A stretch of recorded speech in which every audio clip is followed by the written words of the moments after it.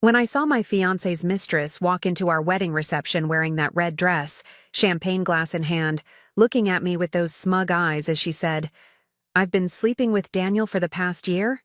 He never loved you," I thought. My world had ended.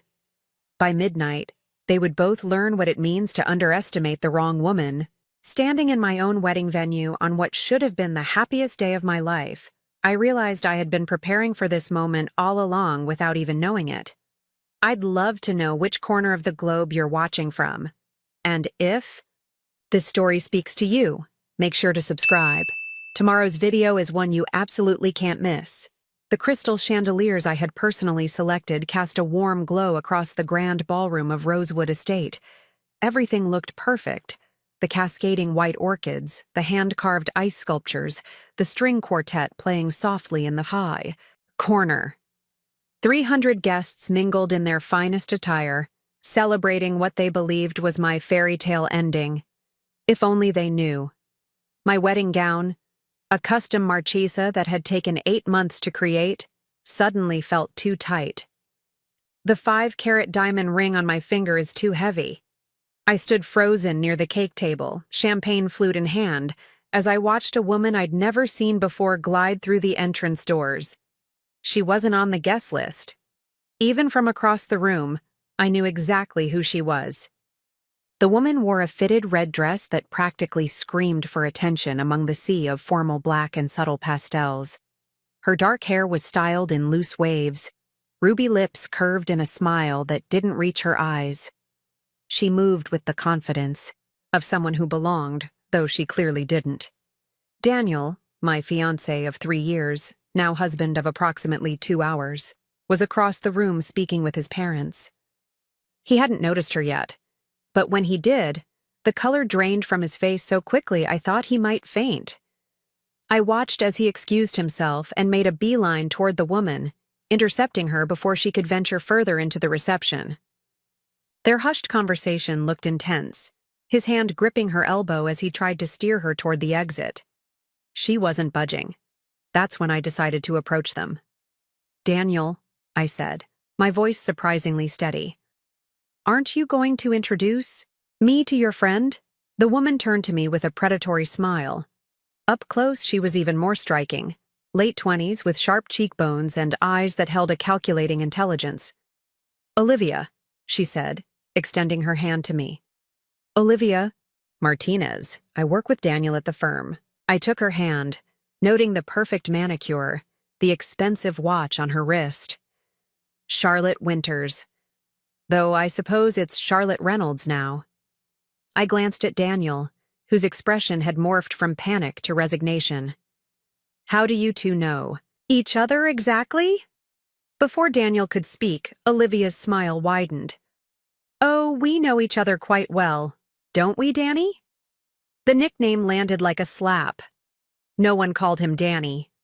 No one except, apparently, this woman. "Charlotte," Daniel started, his voice low. "Let's discuss this somewhere private." "Why?" I asked, maintaining my composure even as I felt something crumbling inside me. "Olivia came all this way to our wedding. She clearly has something to share." The woman's eyes flickered with surprise. She had expected tears, hysteria perhaps. Instead, she was met with calm inquiry. It threw her off balance, but only for a moment. "I've been sleeping with Daniel for the past year," Olivia announced, her voice just loud enough to draw attention from nearby guests. "He never loved you. This wedding, it's just for show. For his career, for his family's expectations." She took a sip of champagne she'd somehow acquired. "He was with me last night, by the way.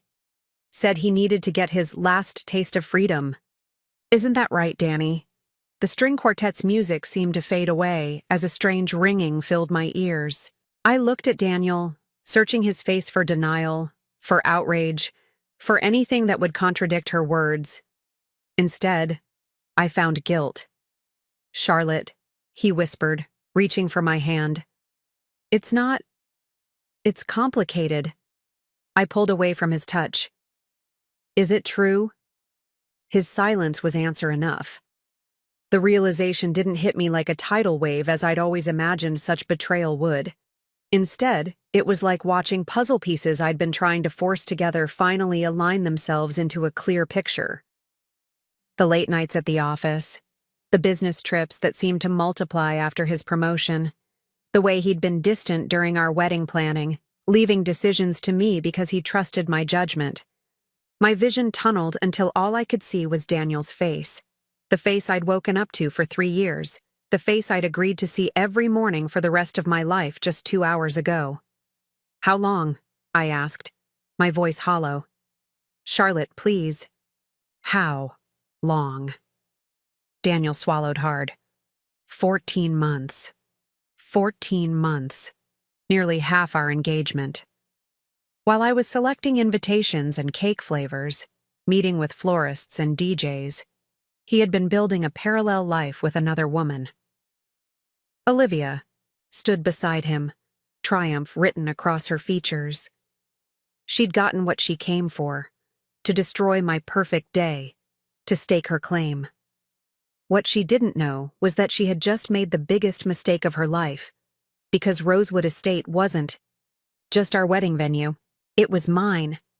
Every crystal chandelier, every marble tile, every piece of silverware currently being used to serve our guests belonged to me. The venue had been my grandmother's final gift, transferred into my name 6 months ago when she moved to her villa in the south of France. Neither Daniel nor Olivia knew this. They were about to find out. I turned to Daniel, a cold calm settling over me. 14 months. That's interesting. About the same time you suggested we book this venue for our wedding. He nodded, confused by my change in topic. You always said you loved this place. I thought it would make you happy. It does make me happy, I replied, taking a sip of my champagne. Do you know what else makes me happy? Owning it? Daniel's brow furrowed. What are you talking about? Rosewood Estate. It's mine. My grandmother transferred ownership to me 6 months ago as an early wedding gift. I smiled at Olivia, whose smug expression was beginning to falter. Everything you're enjoying tonight, the champagne in your glass, the canapés being passed around, the chairs you've been sitting on, it all belongs to me. They stared at me in stunned silence. Charlotte, Daniel finally said, what does that have to do with anything? Everything, I replied. Because in about 30 seconds, I'm going to have security escort you both out of my property. Olivia laughed, though it sounded forced. You can't do that. This is your wedding. What will people think? They'll think exactly what I tell them to think, I said, glancing around at our guests, his colleagues from the prestigious law firm where he was gunning for a partner, his family with their old money and older expectations. That my husband has been having an affair with his colleague for over a year, and that I found out on our wedding day when she showed up uninvited to gloat. A lot of love and effort went into bringing this story to life. If you're enjoying it, we'd be so grateful if you'd subscribe to our channel. Now, back to where we left off. The color drained from Daniel's face. Charlotte, you're not thinking clearly. Let's go somewhere and talk this through. Think about what this will do to my career.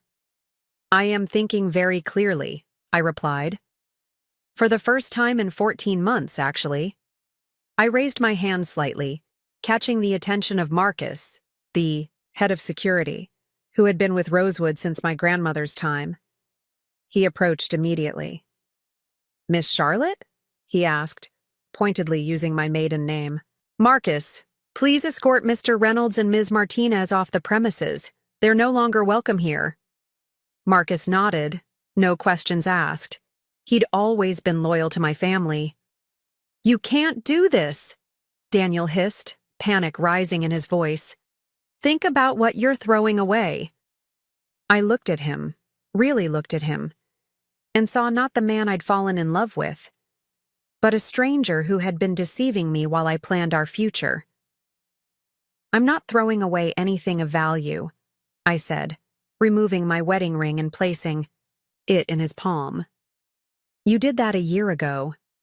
As security approached, I turned to address our nearest guests, whose attention had been drawn by the unfolding drama.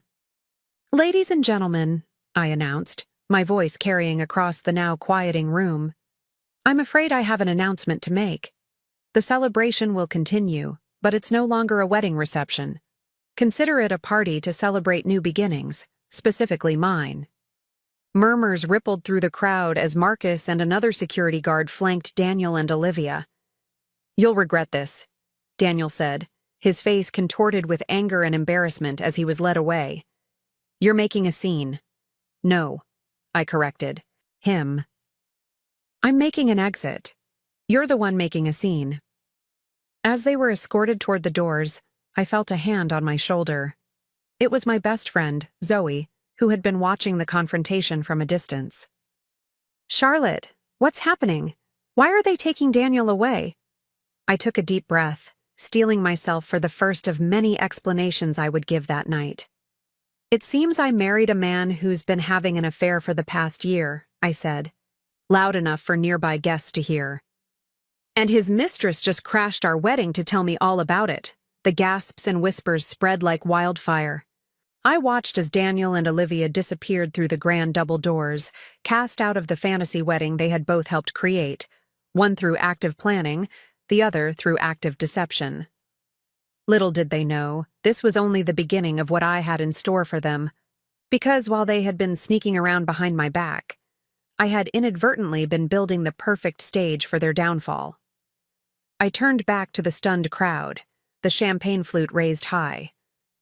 Now, who's ready for some cake? As the double. Doors closed behind Daniel and Olivia. A moment of surreal silence fell over the section of the ballroom where our drama had unfolded.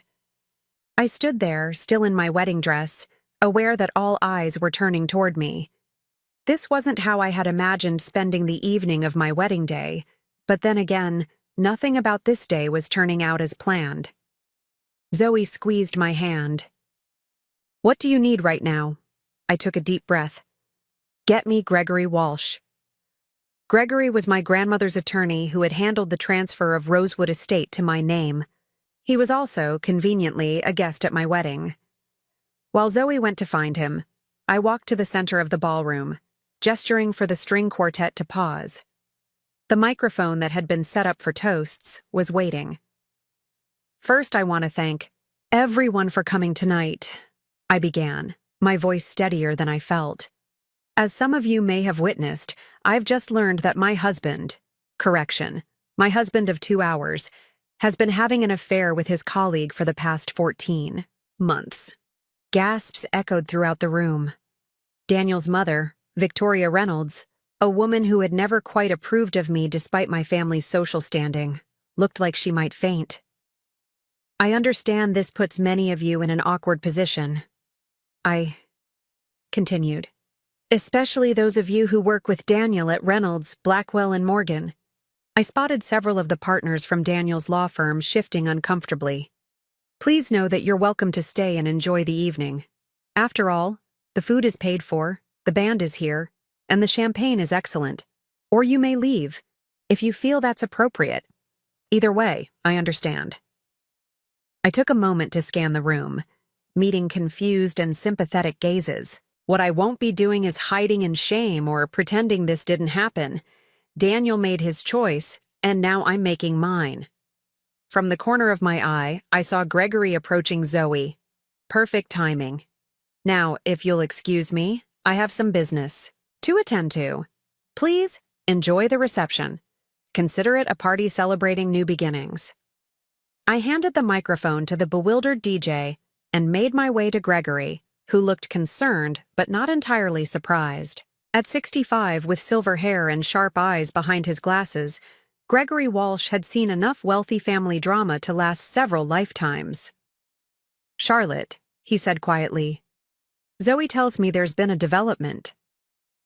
That's putting it mildly, I replied, leading him to a quiet corner. I need to know exactly what legal rights I have regarding Daniel and the estate since we're technically married. Gregory's expression turned serious. Let's discuss this in the estate office. The office was tucked away down a private corridor, a room my grandmother had used to manage Rosewood's affairs. It still held her energy, tasteful antiques mixed with modern efficiency, the scent of leather-bound books and subtle perfume lingering in the air. As soon as the door closed behind us, I kicked off my wedding heels and sank into my grandmother's chair. "Start talking, Gregory. Tell me where I stand." Gregory settled into the chair opposite the desk. "The prenuptial agreement we drafted is exceptionally solid. Your grandmother insisted on it, as you'll recall. Daniel signed it, acknowledging that any property you owned prior to the marriage would remain solely yours." "And Rosewood?" "Rosewood estate was transferred to you 6 months ago, well before today's wedding. It's unequivocally your property." He paused. "However, given that you are legally married, albeit for only a few hours, we should file for annulment immediately. The grounds of fraud or misrepresentation would apply given the circumstances." I nodded, feeling the first hint of tears threatening. I blinked them away. "He was with her last night, Gregory. The night before our wedding." Gregory's professional demeanor softened slightly. "I'm truly sorry, Charlotte. Your grandmother would be furious." That almost made me smile. Evelyn Winters had been a force of nature, building a hospitality empire after my grandfather's death, raising me after my parents' accident when I was 12, and teaching me that the world belonged to those brave, enough to claim their place in it. "What would she do?" I asked, though I already knew the answer. Gregory actually chuckled. "She'd make them regret ever crossing a Winters woman." I stood up, moving to the window that overlooked the estate gardens, where just hours ago, Daniel and I had exchanged vows under a floral arch that had taken 3 days to construct. Daniel doesn't just stand to lose me. This scandal could cost him the partnership he's been chasing. The Reynolds family values their reputation above all else. I turned back to Gregory. And Olivia Martinez clearly thought she was making a power play tonight. She didn't realize who she was dealing with. "What are you planning, Charlotte?" I walked to my grandmother's liquor cabinet, pouring 2 fingers of her favorite scotch. "First, I'm going to make sure every influential person in that ballroom knows exactly what kind of man Daniel Reynolds is. His family, his colleagues, his clients, they'll all know. The firm won't appreciate that. The firm should have thought about that before one of their rising stars decided to conduct an affair with a colleague and humiliate his new wife at their wedding." Gregory didn't argue. "And after tonight?" I sipped the scotch, letting it burn down my throat. "After tonight, I'm going to remind Daniel exactly what he's lost. Not just a wife, but access to Rosewood and everything that comes with the Winters. Name." "That's not all he's lost," came a voice from the doorway. I turned to see Richard Morgan, the managing partner of Reynolds, Blackwell and Morgan, standing there. A tall man in his 60s with the weathered face of someone who'd won more battles than he'd lost. Richard had been my grandmother's friend for decades. "I apologize for interrupting," he said, stepping into the office. "Your friend Zoe mentioned you were here with Gregory." "Richard," I nodded. "I assume you witnessed what happened." Enough to understand the situation. He closed the door behind him. Daniel was up for partnership next month, was being the operative word. I raised an eyebrow. That seems rather decisive. Richard moved to the window, hands clasped behind his back. "The Reynolds name may be on our letterhead, but that's mostly historical at this point. Daniel's father hasn't actively practiced in years. The firm's reputation is what matters most to our clients, and what I just witnessed out there," he shook his head, "is not the behavior of someone with the judgment required of a partner at our firm." "And Olivia Martinez?" I asked. "Will be asked to tender her resignation first thing Monday morning. Fraternization between associates and partners is against firm policy for precisely these reasons. The fact that they chose to make it so public only compounds the issue." I hadn't expected allies so quickly, but I shouldn't have been surprised. My grandmother had built connections throughout Boston's elite circles for decades. Those connections were now mine. Thank you for telling me this, Richard. He turned back to face me. Evelyn was one of my dearest friends. She would expect no less. He paused. For what it's worth, Charlotte, I'm sorry. You deserved better than this. After Richard left, Gregory and I spent the next half hour drafting the framework for the annulment filing. We agreed to meet at his office first thing Monday morning to formalize everything. What will you do now? Gregory asked as we prepared to return to the reception. Tonight, I mean. I straightened my wedding dress, checked my makeup in the small mirror on the wall. Despite everything, I still looked like a bride, just one without a groom. Now, I said, opening the office door, I'm going to go back out there and host the most memorable non-wedding reception Boston has ever seen. And tomorrow, I will start planning exactly how Daniel and Olivia will learn what it means to underestimate a winter's woman. As we walked back toward the ballroom, I could hear the music playing again, laughter and conversation floating through the air. My wedding day had imploded spectacularly, but as my grandmother always said, a crisis is just an opportunity to wear a convincing disguise. I intended to make the most of this opportunity. Sunlight streamed through the bay windows of my grandmother's study, where I had spent the night on the plush leather sofa rather than returning to the penthouse I had shared with Daniel. I hadn't been able to face that space yet, filled with wedding gifts, photos of us together, and the lingering scent of his cologne. My wedding dress hung over a nearby chair, the Marchesa gown now a six-figure memento of the shortest marriage in Winter's family history. I had changed into clothes Zoe brought me, comfortable loungewear that felt incongruous with the antique, furnishings surrounding me but perfectly suited my emotional state. The reception had continued until nearly 2 a.m., transforming from a wedding celebration into something more cathartic, a gathering of supporters. Most of Daniel's family had left shortly after his ejection, his mother Victoria shooting me a glacial stare on her way out. But to my surprise, his sister Isabel had stayed, pulling me aside to whisper, I always knew he didn't deserve you. My phone buzzed again, the 23rd time since sunrise. I finally picked it up, scrolling through the notifications. 16 missed calls from Daniel. 7 text messages ranging from apologetic to angry. The most recent read, we need to talk. This is ridiculous. You can't just throw away our marriage because of one mistake. One mistake. As if 14 months of deception could be condensed into a single error in judgment. A gentle knock on the door interrupted my thoughts. Elena, Rosewood's longtime housekeeper, entered with a tray of coffee and pastries. Ms. Charlotte, you should eat something, she said, setting the tray on the desk. She had been calling me Miss Charlotte since I was 12, and the familiarity of it was comforting now. Thank you, Elena, I said, accepting the coffee. Has there been any disturbance this morning? She understood my meaning immediately. Mr. Reynolds tried to enter the grounds about an hour ago. Security turned him away, as instructed. I nodded, sipping the coffee. And the press? 2 news vans at the main gate. Mr. Walsh called to say there's been some chatter online about what happened last night. He's monitoring it. Of course there was. With both our families' social standing, a wedding day scandal was too juicy to ignore. I could already imagine the headlines. Winter's heiress humiliated at altar, or Reynolds Sion's affair exposed at wedding. Thank you, Elena. Please let me know if anything changes. After she left, I opened my laptop. Sure enough, Boston's social pages were already buzzing.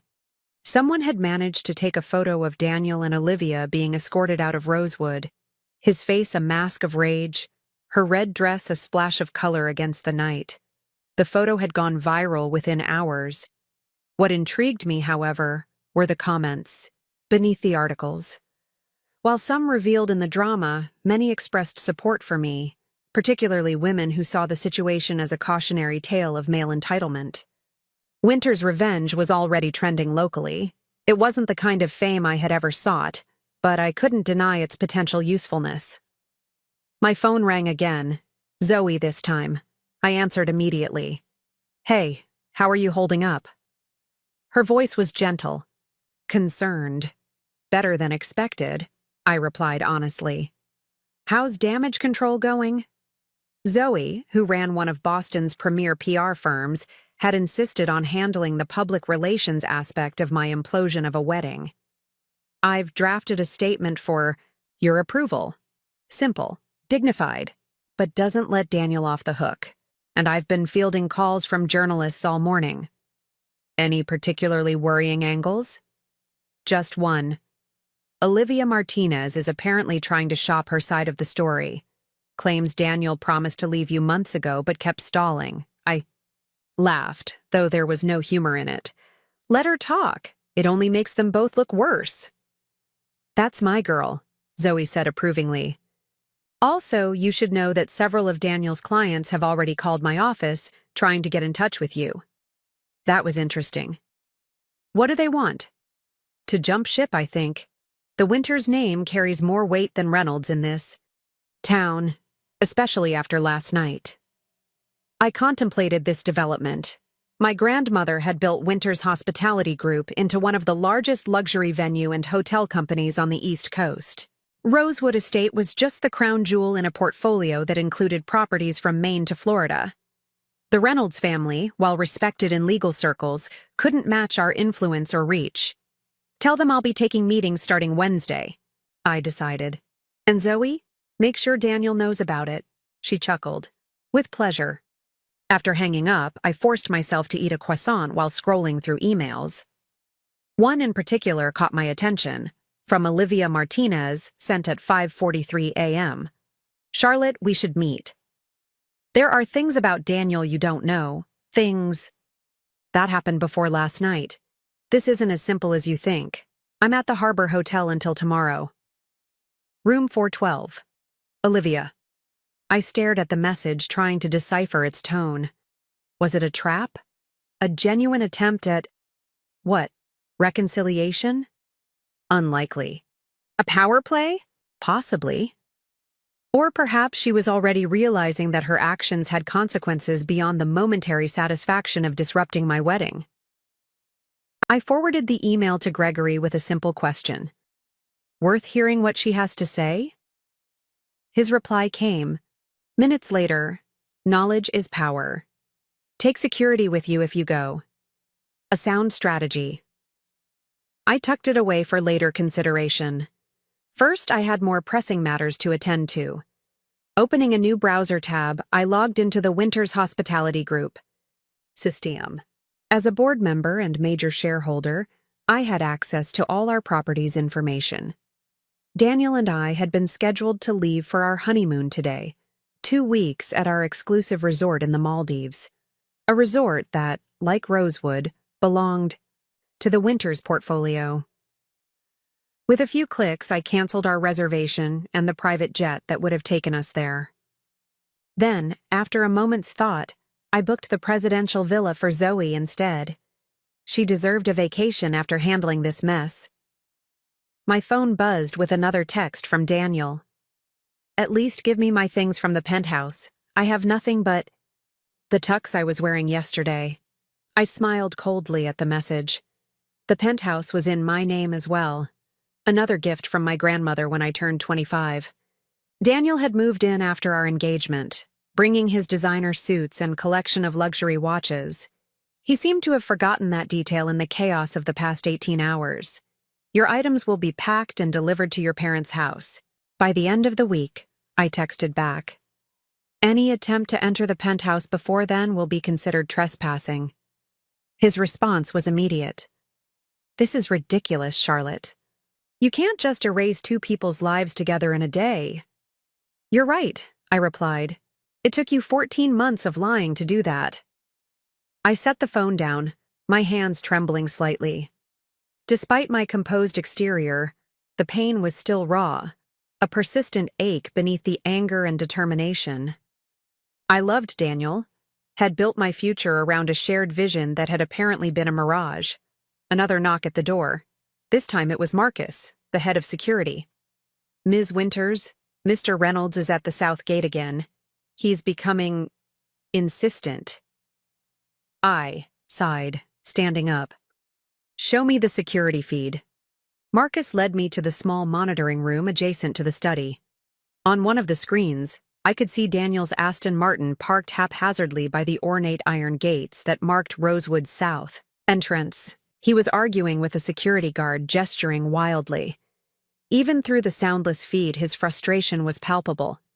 "He's demanding to speak with you," Marcus explained. "Says he won't leave until you agree to 5 minutes of conversation."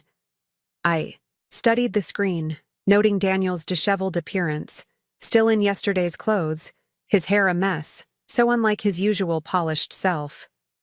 Good. Let him feel unmoored for once. "Tell him I'll speak to him for exactly 3 minutes," I decided. "But not at the gate.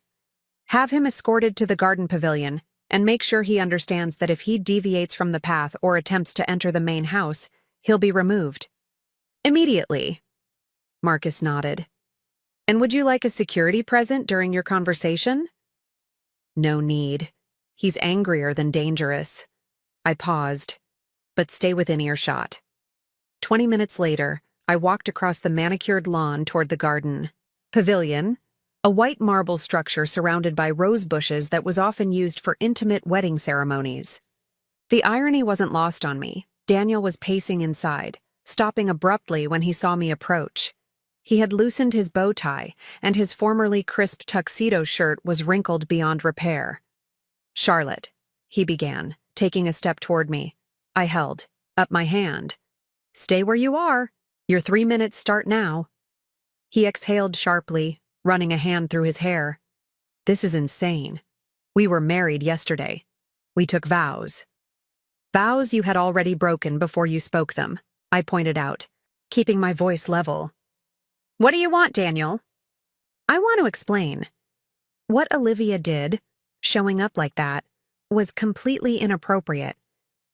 Yes, we had a relationship, but it was ending. I chose you." I almost laughed. "You chose me? After sleeping with her the night before our wedding? That's your defense?" He had the decency to look ashamed, at least. "It was a mistake. A goodbye that got out of hand. What we have, what we've built together, it's worth more than that one error in judgment." 2 minutes left, I said coldly. "Use them wisely." Daniel's expression hardened. "Fine. Let's talk about practicalities then. I need access to the penthouse. My clothes, my personal items, my files for work, already being packed. They'll be delivered to your parents' house." "I'm not staying with my parents. I'm 34. "Years old, for God's sake," I shrugged. "That sounds like a problem." "Not a problem for me, problem." His face flushed with anger. "And what about the honeymoon? The deposits? The arrangements?" "Cancelled. Though you're welcome to try booking the Winters Resort in the Maldives yourself. I hear they're very selective about their guests these days." That landed as intended. Daniel's jaw clenched as the reality of his situation began to sink in. He wasn't just losing me. He was losing access to everything that came with being a part of the Winters family. 1 minute, I noted. "Charlotte, please." His tone softened, becoming the voice I had fallen in love with years ago. "We can work through this. Couples therapy, time apart, whatever you need. But don't throw away everything we've built on impulse." I studied him, the man I had planned to spend my life with. In another world, his words might have moved me. But that world had shattered the moment Olivia Martinez walked into our wedding reception in her red dress. "What we built," I said quietly, "was founded on a lie. Your time is up, Daniel." As if on cue, Marcus appeared at the edge of the pavilion. "Mr. Reynolds, I'll escort you back to your vehicle now." Daniel's face hardened again. "This isn't over." "Charlotte," I smiled, though there was no warmth in it. "Actually, it is, but the consequences are just beginning." I turned and walked away, not bothering to watch as security escorted him off the property. My phone buzzed in my pocket. A text. From Gregory confirming our meeting tomorrow to file for annulment. A chapter was ending, but I was already plotting the next one. And in this version of the story, I wouldn't be the one caught by surprise. The Harbor Hotel was one of Boston's newer luxury establishments, a sleek, glass-fronted building overlooking the waterfront. It wasn't part of the Winters portfolio, which made it neutral territory for this meeting. Perhaps that's why Olivia had chosen it. I sat in the back of my town car, staring at the hotel entrance while my driver waited for instructions. After deliberating for most of the day, I had decided to take Gregory's advice and hear what Olivia Martinez had to say. Knowledge was indeed power, and right now, I needed every advantage. "Wait here," I told my driver. "I shouldn't be more than 30 minutes. I had dressed strategically for this encounter, a tailored black pantsuit that projected authority, subtle makeup, and my grandmother's platinum and diamond watch. No wedding ring, of course. That had been locked away in my safe at Rosewood. The hotel lobby was bustling with Monday afternoon business travelers. I bypassed the front desk and headed straight for the elevators, thankful that the reflective doors showed no trace of the turmoil I felt inside. Room 412. Fourth floor, likely overlooking the harbor, one of their better accommodations, though not quite a suite. I knocked precisely 3 times. The door opened almost immediately, as if Olivia had been waiting just on the other side. She looked different than she had at the wedding. Her dark hair pulled back in a simple ponytail, dressed in jeans and a cashmere sweater, her face free of makeup, more approachable, more vulnerable. I wasn't buying it for a second. "Charlotte," she said, sounding genuinely surprised. "I didn't think you'd come." Curiosity got the better of me, I replied coolly. "You have 15 minutes. She stepped aside to let me enter. The room was indeed harbor-facing, with floor-to-ceiling windows that would normally offer a spectacular view.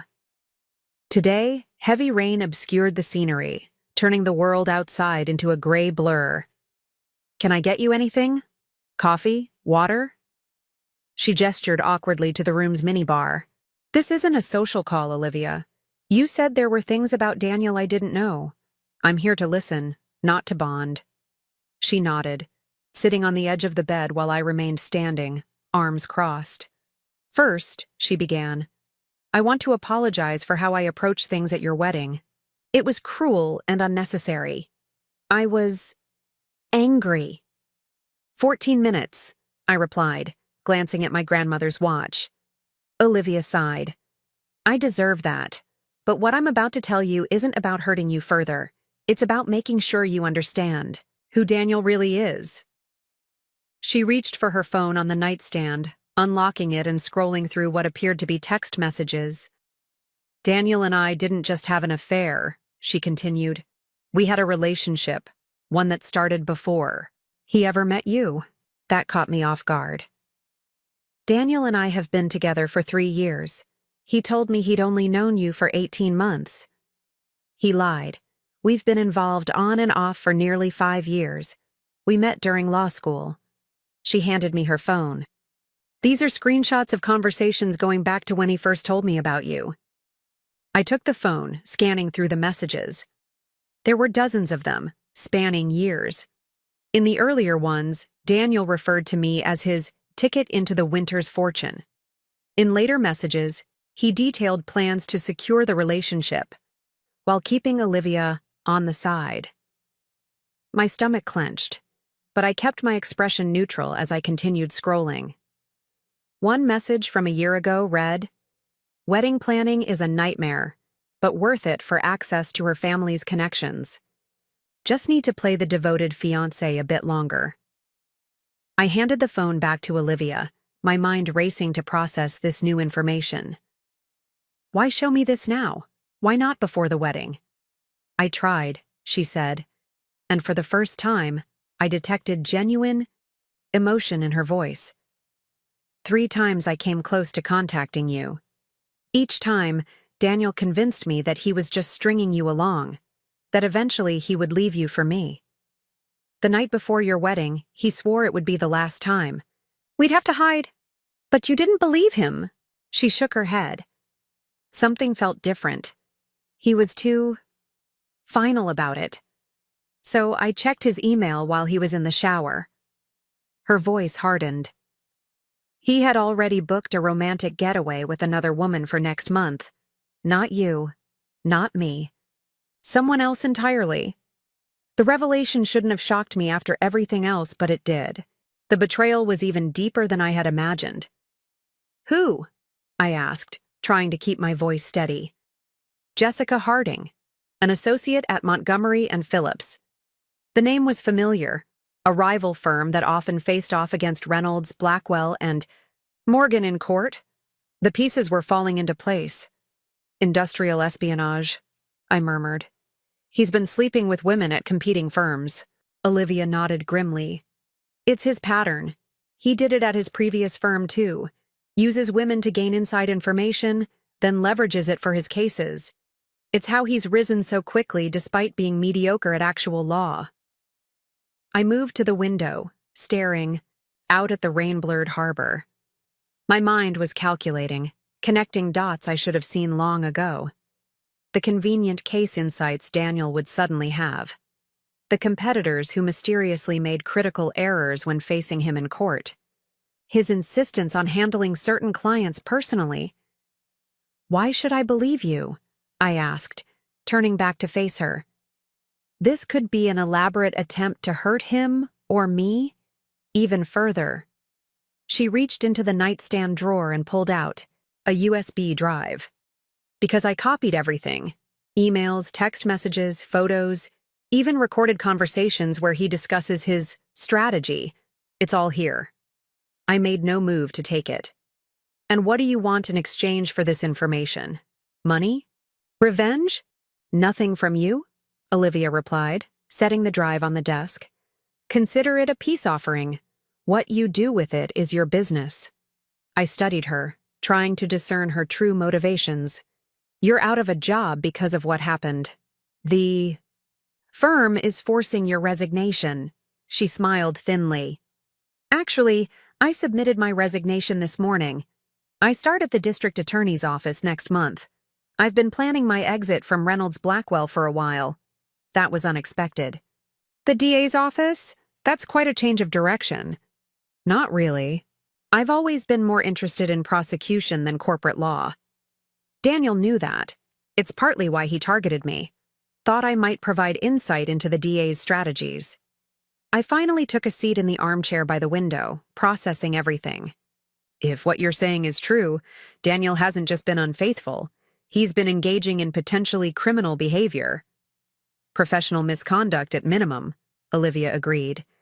Grounds for disbarment if it can be proven, which it can be, with that drive. I glanced at the USB. Such a small object with such destructive potential. Why didn't you go directly to the bar association yourself? I asked. Olivia looked down, a flush creeping up her neck. Because I was complicit. I shared information I shouldn't have. I believed we were in love, and that once he left you, we'd build a life together. She laughed bitterly. I was as much a fool as anyone. The rain intensified outside, pattering against the windows. I found myself believing her. Despite everything, the humiliation in her eyes was too raw to be feigned. We're not the first, she continued. There was a woman at his previous firm in New York, Emily something. He did the same thing to her, dated her while using her to gain information on cases, then discarded her when he moved to Boston. And the woman showed up at his office, causing a scene. I finished, remembering a story Daniel had told me about a crazy ex who couldn't accept their breakup. He told me she was unstable. He would. Olivia stood, moving to the minibar to pour herself a glass of water.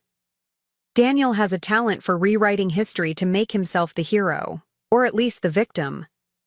I thought about the prenuptial agreement my grandmother had insisted upon, despite Daniel's objections.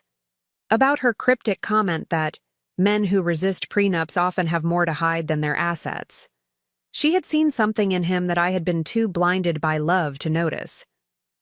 "He's been calling and texting me nonstop since last night," I said, not entirely sure why I was sharing this with her.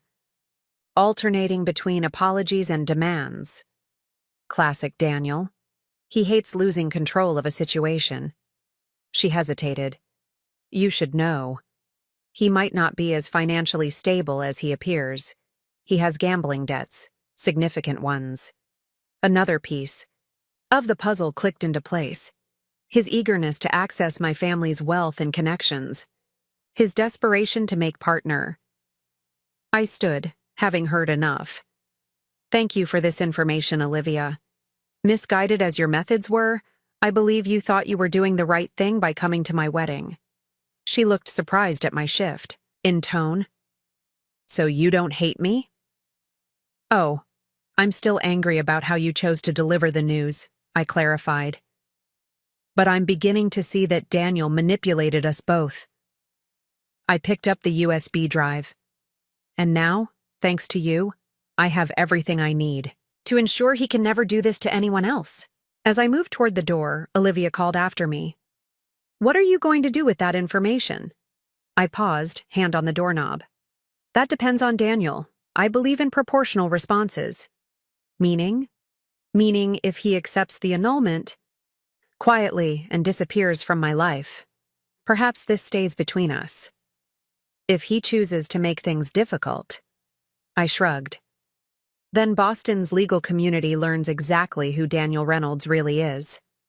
Back in my car, I examined the USB drive, turning it over in my fingers. I wasn't naive enough to trust Olivia completely, but her story aligned with too many inconsistencies I'd noticed in Daniel's behavior over the years. The way he sometimes knew things about cases he shouldn't have. The convenient coincidences that always seemed to work in his favor. I called Gregory. "I need a computer forensics expert. Someone discreet." "May I ask why?" he inquired, though his tone suggested he already had a good idea.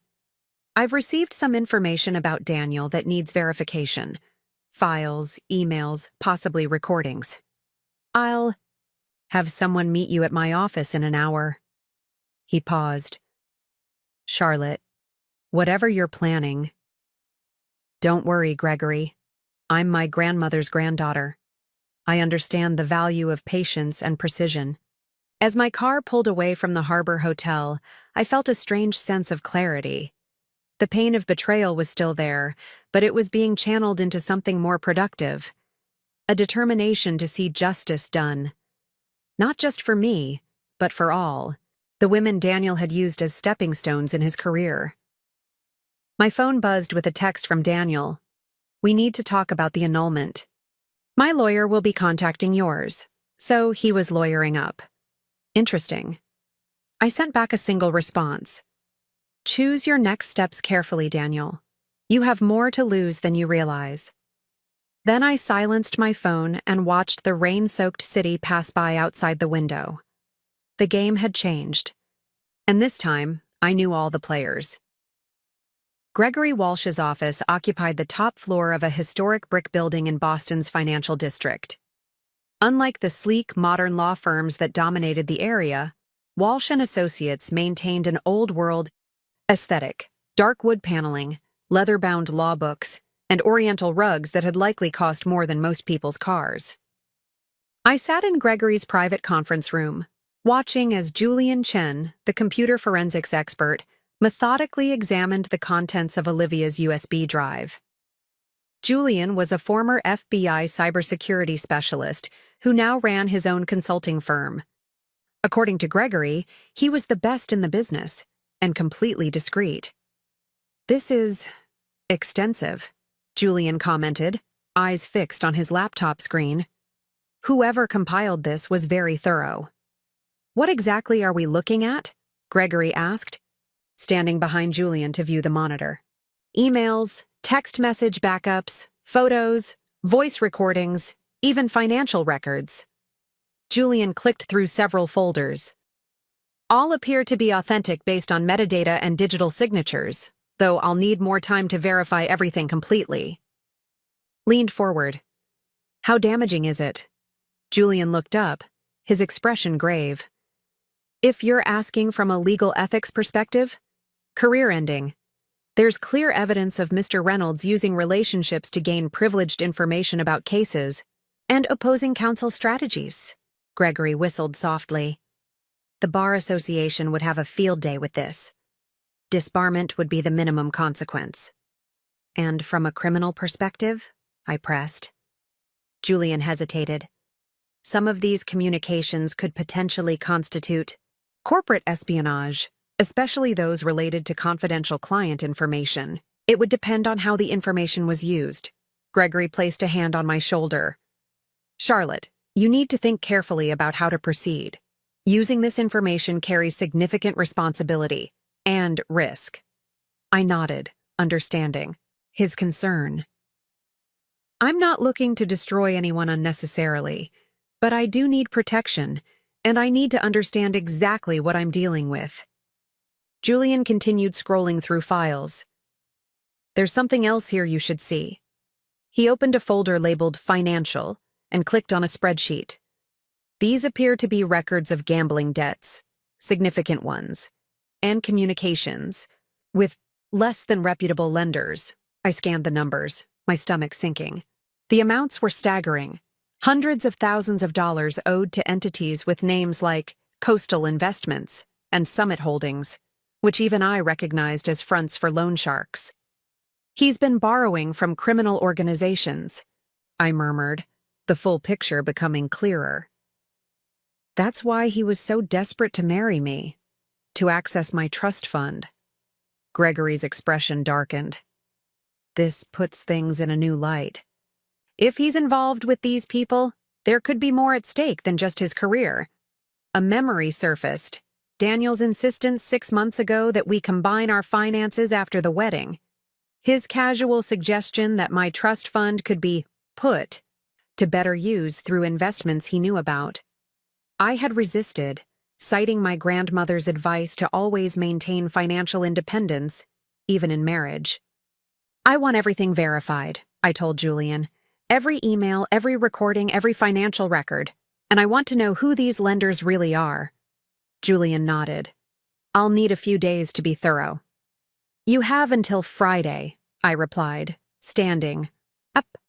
In the meantime, Gregory, I need you to reach out to Daniel's attorney. Tell them I'm amenable to discussing terms for the annulment, but make no specific offers yet. Gregory raised an eyebrow. Playing for time? Precisely. I want to know exactly what I'm dealing with before showing my hand. As Julian packed up his equipment, my phone buzzed with a text from Zoe. Call me ASAP. You need to see what just hit. Social media. I excused myself and stepped into the hallway to call her back. What's happening? I asked without a preamble. Daniel's gone public, Zoe replied, her voice tight with controlled anger. He's posted a statement on Instagram portraying himself as the victim of a hasty misunderstanding that's been blown out of proportion by outside forces. My blood ran cold. Show me. She texted a screenshot. Daniel's post included a photo of us from our engagement party, looking blissfully happy. The caption read, "In light of recent events, I feel compelled to address the rumors circulating about my marriage. What should have been a private matter between me and my wife has been distorted by those who seek to drive us apart. While I made a serious error in judgment, the portrayal of events has been grossly exaggerated. I remain committed to working through this with Charlotte and hope that everyone will respect our privacy during this difficult time. Truth matters. Standing strong." He's trying to control the narrative, I said, leaning against the wall as I processed this new development, making it sound like I overreacted to a minor indiscretion. It gets worse, Zoe continued. Check the comments. His family and friends are rallying around him, painting you as unstable and vindictive. Victoria Reynolds is particularly vocal. I scrolled through the comments, my jaw clenching as I read Victoria's contribution. Some women simply can't handle the pressures of being part of an established family. My son deserves someone who understands forgiveness and loyalty. How would you like to respond? Zoe asked. We should get ahead of this before his version becomes the accepted story. I considered my options, thinking about the USB drive and its damning contents. No direct response yet. But leak to your media contacts that sources close to Charlotte Winters indicate there's more to the story than a simple indiscretion. Much more. Hint that evidence exists, but don't specify what kind. Creating intrigue. Smart. It'll undermine his clean-cut victim narrative without showing our full hand. Exactly. And Zoe? Have someone monitor his family's financial activities. I suspect the Reynolds might be more desperate for my family's money than they've let on. After ending the call, I returned to the conference room where Gregory was waiting. Alone, Julian having departed with the USB drive. Daniel's gone public with his version of events, I informed him, showing him the Instagram post. He's portraying himself as the repentant husband blindsided by an overreaction. Gregory studied the post, his expression hardening. A predictable move. He's trying to shape public opinion while appealing to your desire to avoid scandal. Doesn't know me very well if he thinks that's my primary concern. What's your next move? I paced the room, thinking through my strategy. We proceed with the annulment filing as planned, but we hold back on mentioning the evidence from the USB drive for now. Let him think this is just about the affair with Olivia. A tactical restraint. Gregory nodded approvingly. Your grandmother would approve. The mention of my grandmother brought a faint smile to my lips. Evelyn Winters had built her empire by outthinking her competitors, seeing 3 moves ahead while they focused on the immediate play. I needed to channel that same strategic patience now. There's something else, I said, stopping my pacing. I want to look into the Reynolds family finances. Daniel's gambling debts are significant, but I'm beginning to wonder if they're just the tip of the iceberg. His father retired early from the firm, supposedly to enjoy life, but the timing always seemed abrupt. Gregory leaned back in his chair, fingers steepled thoughtfully. I can discreetly inquire with some contacts in financial circles. The Reynolds have always projected wealth, but appearances can be deceiving. And I want to speak with Richard Morgan again. If Daniel was using relationships to gain inside information on cases, the firm needs to know the extent of the damage. Tread carefully there, Charlotte. Once you share that information with the firm, you can't control what they do with it. I nodded, understanding the implications. Revealing Daniel's actions to his firm could trigger a cascade of consequences: internal investigations, client notifications, potential lawsuits. It would be the professional equivalent of a nuclear option. I'll wait for Julian's complete analysis before approaching Richard, I agreed. In the meantime, I need to address another aspect of this situation, which is, Rosewood Estate had several events booked through Daniel's connections: client gatherings, firm retreats, family functions. I need to decide whether to honor those commitments or cancel them. Gregory considered this. Canceling could be seen as petty, but honoring them means continuing a relationship with people who are currently undermining you publicly. I smiled grimly. Or it provides the perfect opportunity to show the influential members of Boston society exactly who owns Rosewood and who they should maintain good relations with if they want to continue enjoying its privileges. Understanding dawned in Gregory's eyes. You're going to host these events yourself. With impeccable hospitality and a subtle reminder of where the power in this situation truly lies. I checked my watch. The Reynolds family has their annual charitable foundation dinner scheduled at Rosewood next month. I think I'll personally oversee the arrangements. As we wrapped up our meeting, finalizing the details for the annulment filing, I felt a strange sense of clarity emerging from the chaos of the past 2 days. Daniel had treated our relationship as a chess game, methodically positioning pieces to achieve his desired outcome. What he hadn't realized was that he was playing against someone who had learned strategy from a true master. My phone buzzed with another notification. A direct message from Olivia. He's contacting everyone who was at the wedding, spinning his version of events. Thought you should know? I wasn't surprised. It was the desperate move of someone watching their carefully constructed facade crumble. Gregory, I said as we walked toward the elevator, add a confidentiality clause to the annulment agreement. Any public statements about our relationship or the events of the wedding must be approved by both parties. He'll resist that. Let him. Every point he contests gives us another opportunity to mention what we know. As the elevator doors closed, I caught my reflection in the polished brass wall panel. I looked different somehow. Harder, more focused, less the blushing bride, and more my grandmother's heir in every sense of the word. Daniel had wanted access to the Winters' fortune and influence. He was about to discover the full weight of both, but not in the way he had planned. 3 days. After my meeting with Gregory, I stood in my grandmother's study at Rosewood, reviewing the preliminary report Julian Chen had compiled. The contents were even more damning than I had anticipated. Daniel hadn't just crossed ethical lines. He had obliterated them with calculated precision. "Ms. Winters," Elena called from the doorway, "Mr. Morgan has arrived." I closed the folder and placed it in the desk drawer. "Thank you, Elena. Please show him in and bring us some coffee."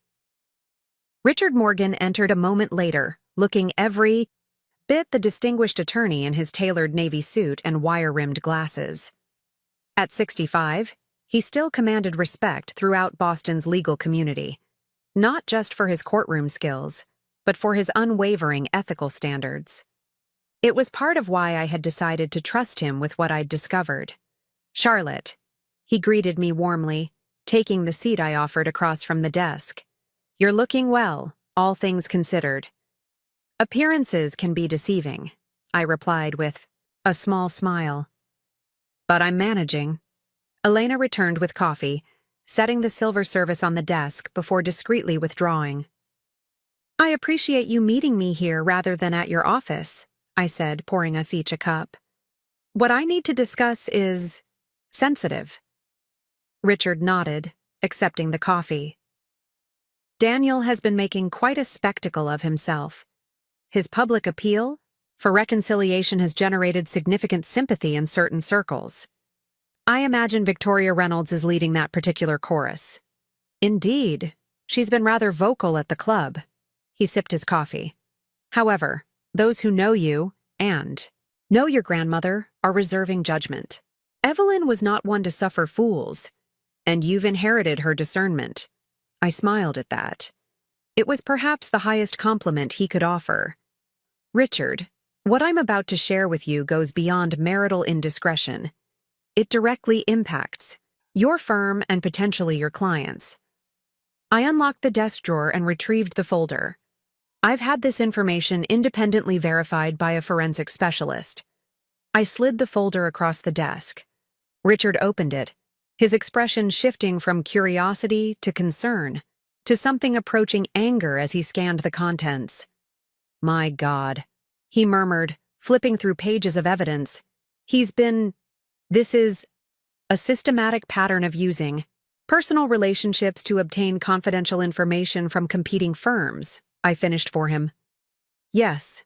Richard removed his glasses, pinching the bridge of his nose.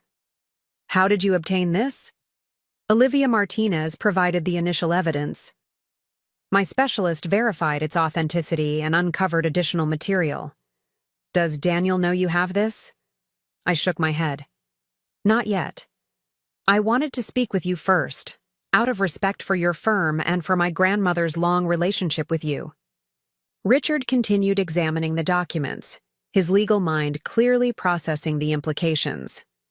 Some of these communications involve active cases, clients who could be significantly compromised. He looked up sharply. "The Westfield merger, the Castleton patent dispute, these are major matters." "I understand the gravity of the situation," I assured him. "That's why I'm bringing this to you directly rather than to the Bar Association. You deserve the opportunity to protect your firm and your clients before this becomes public." He closed the folder, his expression grave. "You realize this will and Daniel's legal career. Even without formal disbarment, no reputable firm would touch him after this. I do. And if it were merely a personal betrayal, I might be inclined toward mercy. But this, I gestured to the folder, this affects innocent people, clients who trusted your firm, other attorneys whose confidences were violated. Richard was silent for a long moment, weighing his response. What are you planning to do with this information, Charlotte? That depends partly on Daniel's approach to our annulment. If he agrees to my terms quietly, this information remains private, except for what you need to protect your clients, of course. If he continues his public campaign to portray me as an unreasonable, unforgiving wife, I let the implication hang in the air. Leverage, Richard nodded, understanding perfectly. Evelyn taught you well. She taught me that power isn't about crushing opponents needlessly. It's about ensuring they understand the consequences of their choices. Richard stood, moving to the window that overlooked Rosewood's manicured gardens. There's something else you should know about the Reynolds family. Something that may help explain, though not excuse, Daniel's behavior. I waited, sensing that whatever he was about to share wasn't common knowledge. William Reynolds, Daniel's father, didn't retire by choice 5 years ago. The senior partners, myself included, asked him to step down. Richard turned back to face me. There were irregularities in his handling of client funds. Nothing we could prove definitively, but enough to raise serious concerns. This was unexpected. Financial impropriety?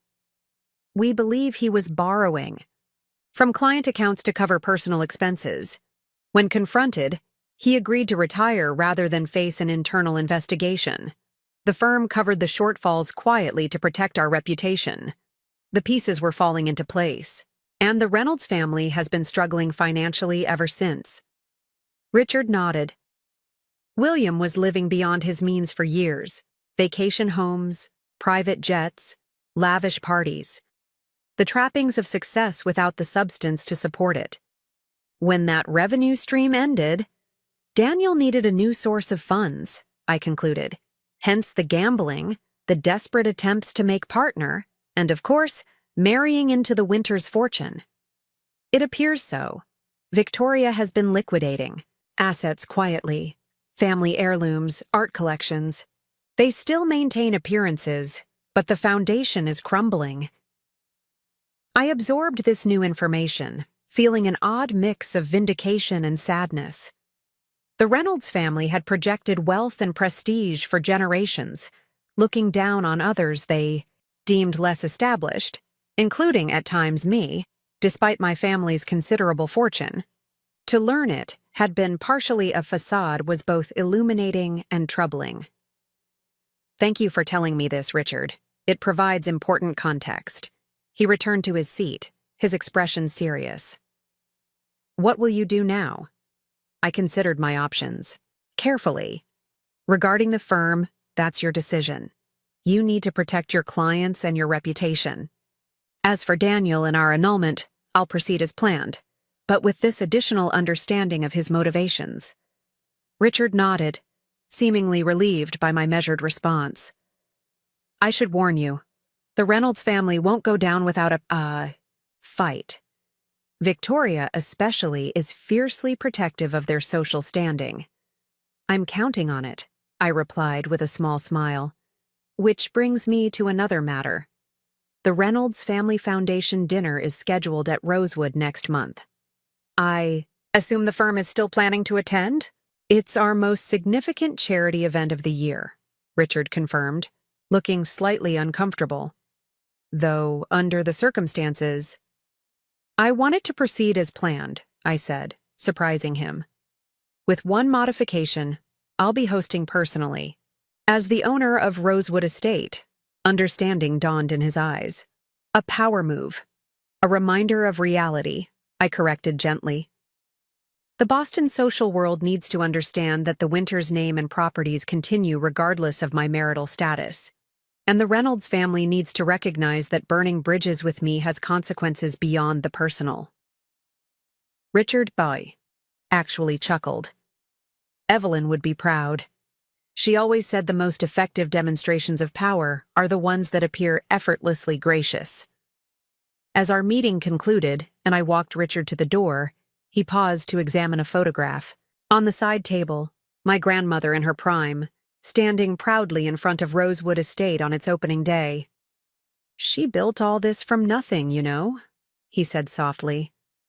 "After your grandfather died, leaving her with significant debt, everyone expected her to sell the family properties and live quietly on whatever remained. Instead, she transformed a single small hotel into one of the most successful hospitality groups on the East Coast." I nodded, having heard the story many times. "She used to tell me that women are underestimated twice, once for being women, and again for being underestimated the first time." "Use that," Richard advised. "Daniel and his family clearly underestimated you. Let them continue to do so until it's too late for them to recover." After Richard left, I called Zoe to update her on the latest developments. "So the whole Reynolds empire is basically a house of cards?" she asked, sounding both shocked and delighted. "That explains why Victoria has been so aggressively defending Daniel on social media. She's protecting the family name, not just her son." "Exactly. And it gives us another angle for our strategy. Have your contacts discovered anything else about their finances?" "Actually, yes. They've been quietly trying to secure a loan using their family home as collateral. 3 banks have. Turned them down already." That was significant. The Reynolds family mansion in Beacon Hill had been their pride for generations. To risk it as collateral suggested their financial situation was even more dire than Richard had indicated. "One more thing," Zoe added. "Daniel's been reaching out to several of your family's business associates, apparently trying to secure a position somewhere, anywhere, that would give him a foot in the door of Winter's hospitality group." I laughed despite myself. "He's still trying to access my family's money, just through a different route." "Want me to shut that down?" I considered it for a moment. "No, let him continue for now. Each person he approaches is another potential ally for us when they learn the truth." After ending the call, I walked through Rosewood's grand hallways, taking comfort in the familiar surroundings. This estate had been my sanctuary since childhood, the place where my grandmother had raised me after my parents' accident, where she had taught me the subtle arts of business and power. My phone buzzed with a text from Daniel. "My attorney has reviewed your proposed terms. We need to talk in person. Dinner tomorrow?" I stared at the message, noting the shift in tone from his previous communications. No mention of reconciliation or misunderstandings. He had received the annulment terms, generous but firm, and was now pivoting to a more businesslike approach. What he didn't know was how much I had discovered in the past few days. How completely I understood the game he had been playing. "Not dinner," I replied. "Meet me at Rosewood noon tomorrow. We'll discuss terms over lunch. Home field advantage." Another lesson from my grandmother. Daniel's response came quickly. "I'll be there. Thank you for agreeing to meet." I smiled at the false gratitude. He was already preparing his next move, unaware that I was several steps ahead. Tomorrow would be illuminating for both of us, but especially for him. Rosewood's private dining room was set for 2.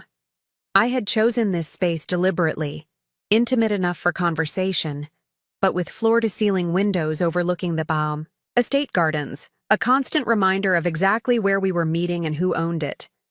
The antique mahogany table gleamed in the midday light, set with my grandmother's finest china and silver.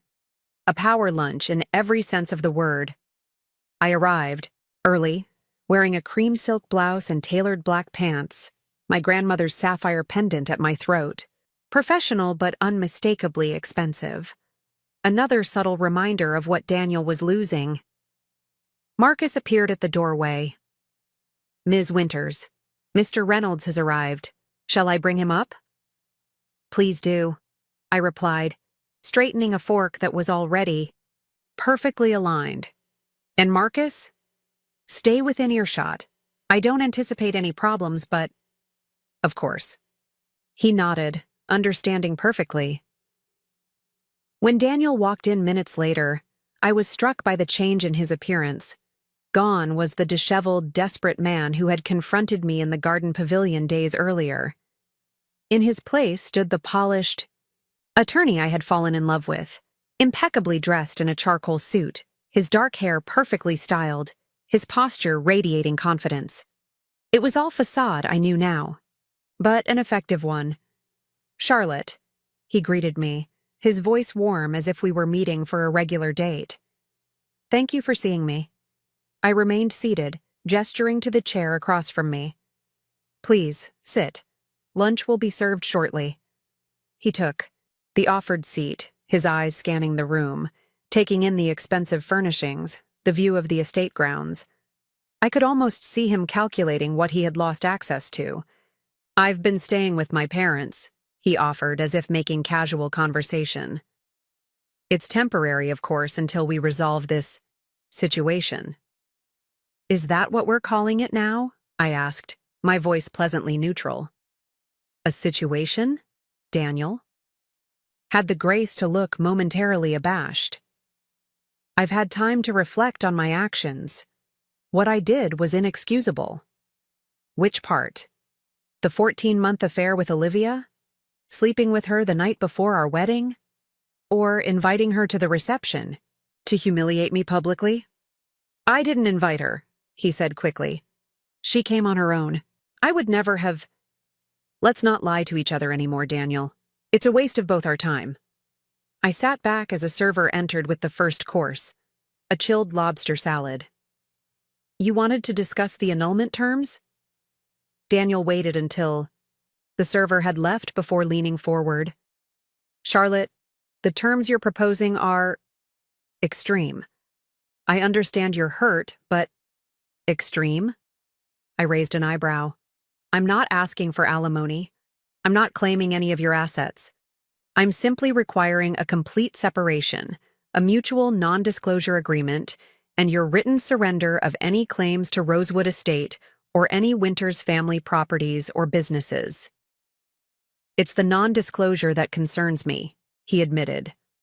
"My career requires a certain public profile, and restricting what I can say about my own marriage is problematic."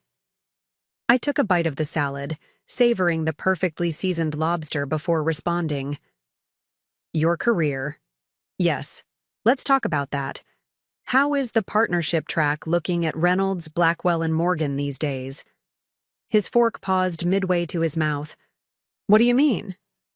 "I had lunch with Richard Morgan earlier this week. He seemed concerned about some of the firm's cases, particularly those you've been handling personally." Daniel's face remained composed, but I noticed the slight tightening around his eyes. "Richard and I have a strong professional relationship. Any concerns he has, he would discuss with me directly." "Of course," I agreed smoothly. "Though he might be more forthcoming with me, given his long friendship with my grandmother." The server returned with wine, a crisp Sancerre that paired perfectly with the seafood. Daniel waited until we were alone again before speaking. "What exactly are you implying, Charlotte?" I met his gaze directly. "I'm not implying anything. I'm telling you that I know, Daniel. About you. About your family's financial troubles. About how you've been acquiring information from competitors to advance your career." The color drained from his face. "I don't know what you think you've discovered, but Jessica Harding at Montgomery and Phillips, Emily Townsend at your previous firm in New York, and of course Olivia Martinez." I kept my voice conversational, as if discussing the weather. "You have a type, don't you? Smart, ambitious women with access to valuable information. Women who believe you love them while you're mining their professional knowledge for your own gain."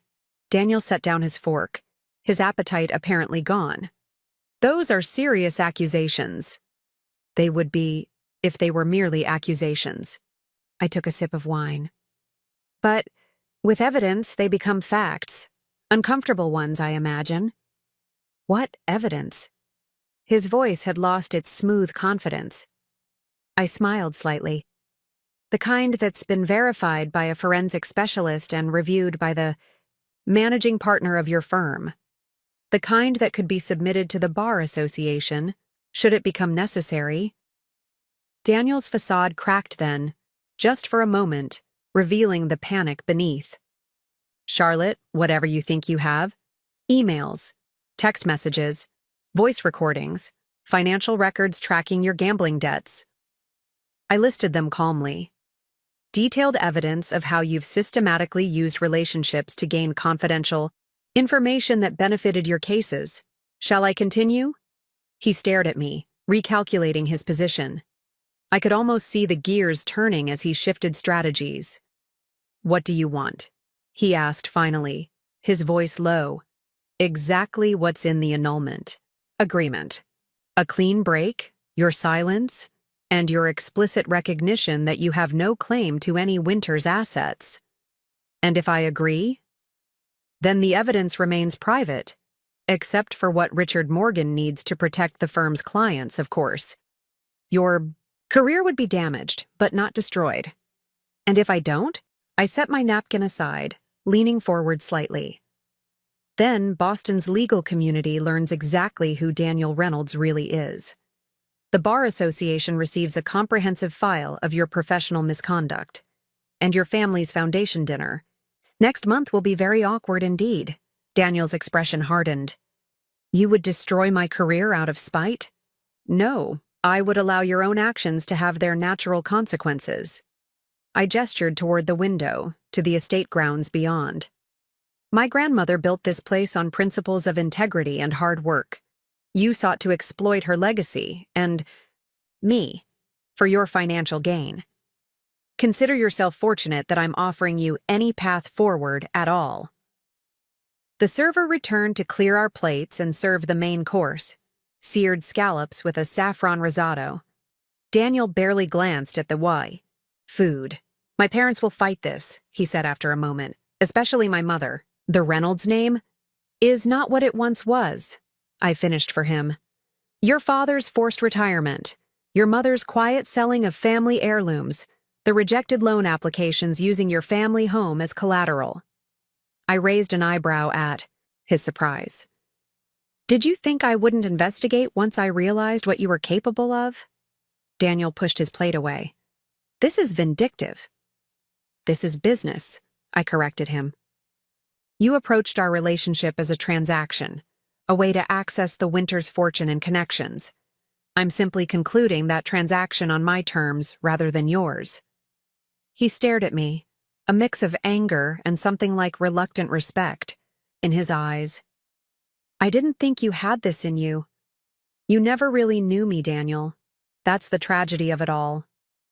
I took another sip of wine.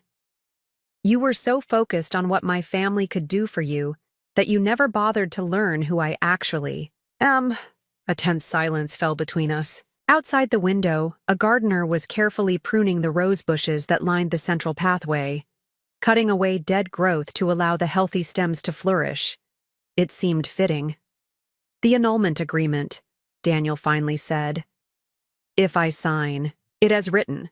What assurance do I have that you won't use this evidence anyway? You have my word, I replied simply. Unlike yours, it still means something. His jaw tightened at the barb. I'll need to consult with my attorney. Of course, you have until Friday. I checked my watch. Now, if you'll excuse me, I have other appointments this afternoon. Daniel stood, straightening his tie in a gesture I had once found endearing, but now recognized as a nervous habit. What will you tell people about why our marriage ended? The truth. That you had an ongoing affair, which came to light at our wedding. I rose as well. The rest depends entirely on how you choose to proceed from here. As Marcus appeared to escort Daniel out, I remained by the window, watching as he was led across the grounds toward the main gate. His shoulders were tense, his stride less confident than when he had arrived. My phone buzzed with a text from Zoe. How did it go? He's cornered and he knows it, I replied. But cornered animals can be dangerous. Keep monitoring the Reynolds family activities. I suspect Victoria may have her own moves to make.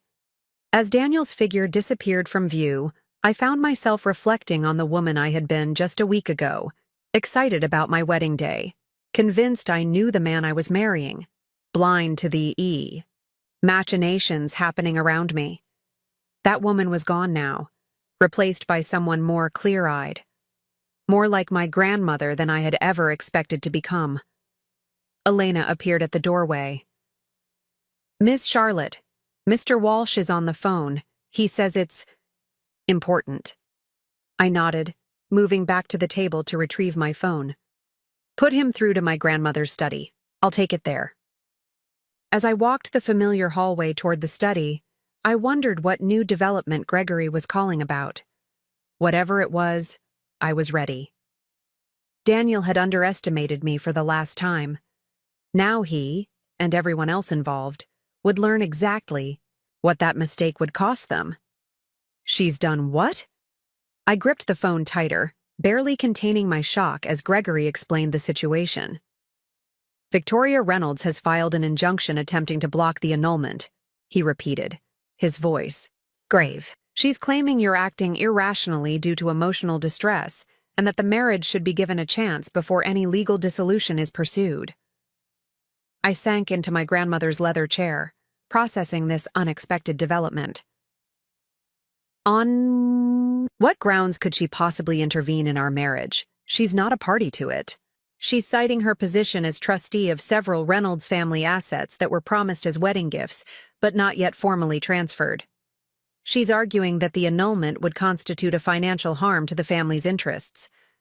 Gregory's tone made it clear what he thought of this legal maneuver.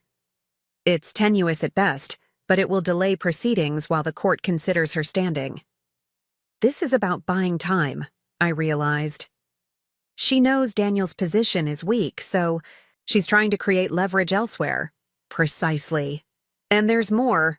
She's scheduled a press conference for tomorrow morning. My sources say she intends to position this as a family, trying to save a young marriage from outside influences. I could almost admire the audacity. Victoria Reynolds had always been a formidable social operator, maintaining the family's prestigious image through charm, intimidation, and strategic philanthropy. Now she was deploying those same skills in a last-ditch effort to save not just Daniel's marriage, but the Reynolds family's increasingly precarious financial situation. "Who's representing her?" I asked, already thinking through potential counter-strategies. "Lawrence. Harrington." Of course. Harrington was a family law specialist known for his aggressive tactics and media savvy. He and Victoria had served on several charity boards together over the years. "Gregory, I need you to call Judge Eleanor Martinez. She owes my grandmother a favor, and she specializes in family court matters. See if she can expedite a hearing on Victoria's standing before this spirals further." Already done. We have a hearing scheduled for Monday morning. I could hear papers rustling on his end. In the meantime, we should prepare a response to Victoria's press conference. "I'll handle that," I replied, an idea taking shape. "Have you heard anything from Daniel since our lunch?" His attorney contacted me an hour ago. He was apparently ready to accept our terms before his mother intervened. Now he's wavering. I sighed, unsurprised. Daniel had always deferred to his mother on important matters, a dynamic I had foolishly interpreted as family loyalty rather than the financial dependence it truly was. After ending the call with Gregory, I immediately dialed Zoe. "Victoria Reynolds is making her move," I said without preamble. "Press conference tomorrow morning, positioning this as a family trying to rescue a marriage from outside interference." Zoe whistled. "Bold strategy. Want me to prepare a counterstatement?" "No," I decided. "No statements. Something more visual." "I'm listening." Victoria has always been obsessed with controlling the Reynolds family image. Let's give the press something else to look at. I moved to the window, gazing out at Rosewood's grounds as my plan crystallized. "Remember those photos from Daniel's? Bachelor party in the Cayman Islands? The ones he claimed were just friends having fun? The ones with him and that blonde at the casino? I thought you believed his explanation. I wanted to, I admitted. But Julian's financial analysis showed significant cash withdrawals in the Caymans during that trip, far more than gambling losses could explain. I suspect those photos show more than just innocent fun. You think he was paying off gambling? Debts, Zoe concluded, using his bachelor party as cover.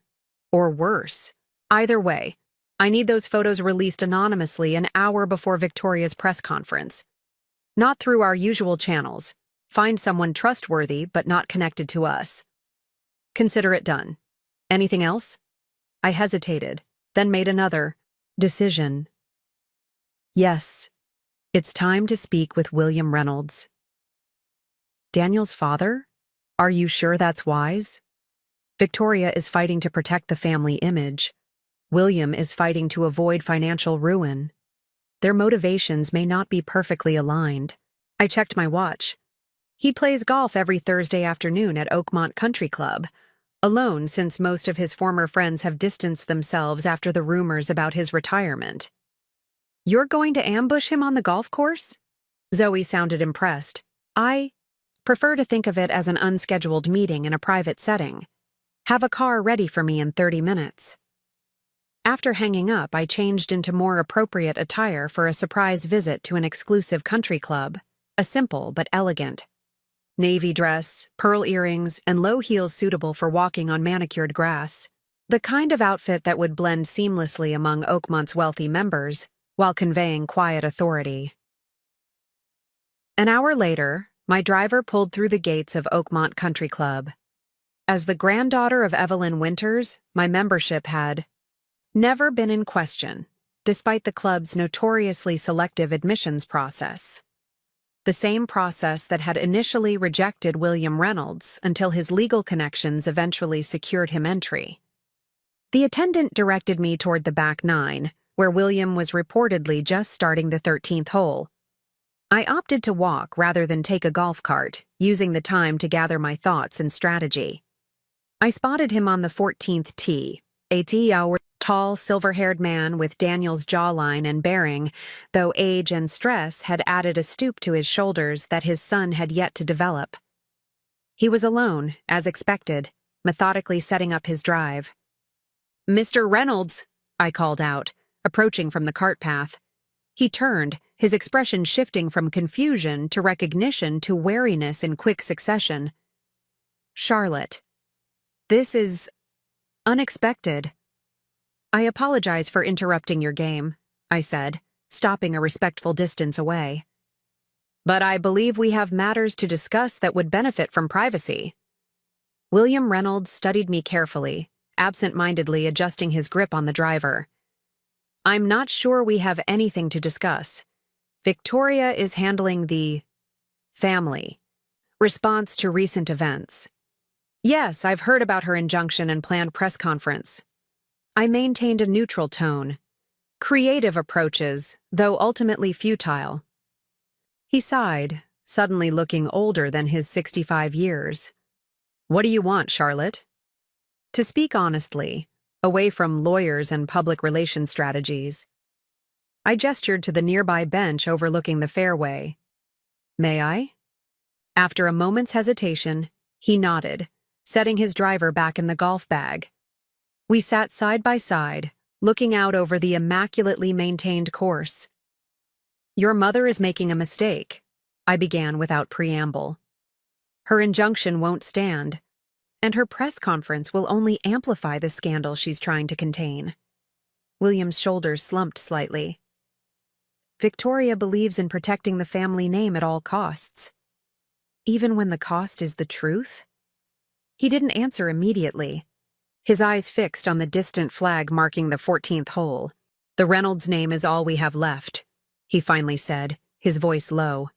"Everything else is compromised. I know about your forced retirement, William, about the client funds, the financial difficulties, Daniel's gambling debts." His head snapped toward me, alarm evident in his expression. "How could you possibly—" It doesn't matter how I know. What matters is what happens next. I turned to face him directly. Victoria is fighting yesterday's battle. The question is whether you're going to join her and lose, or make a different choice. William looked away again, his hands clasped tightly, in his lap.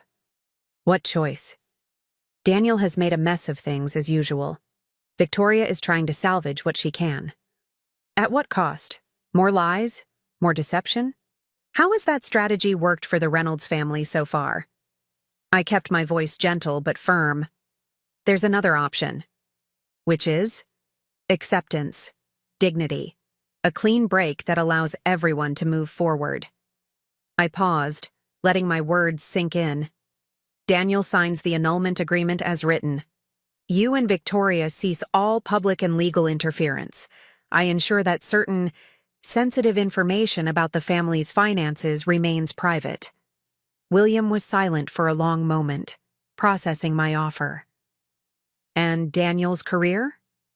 The evidence you apparently have regarding his professional conduct will be handled discreetly through Richard Morgan, with minimal public exposure. Daniel won't practice law in Boston again, but he could rebuild elsewhere. Given time.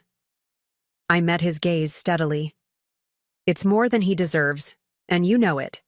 The sound of distant golf carts and muffled conversation drifted over us as William considered my proposal. I waited patiently, knowing that pushing would only strengthen his resistance.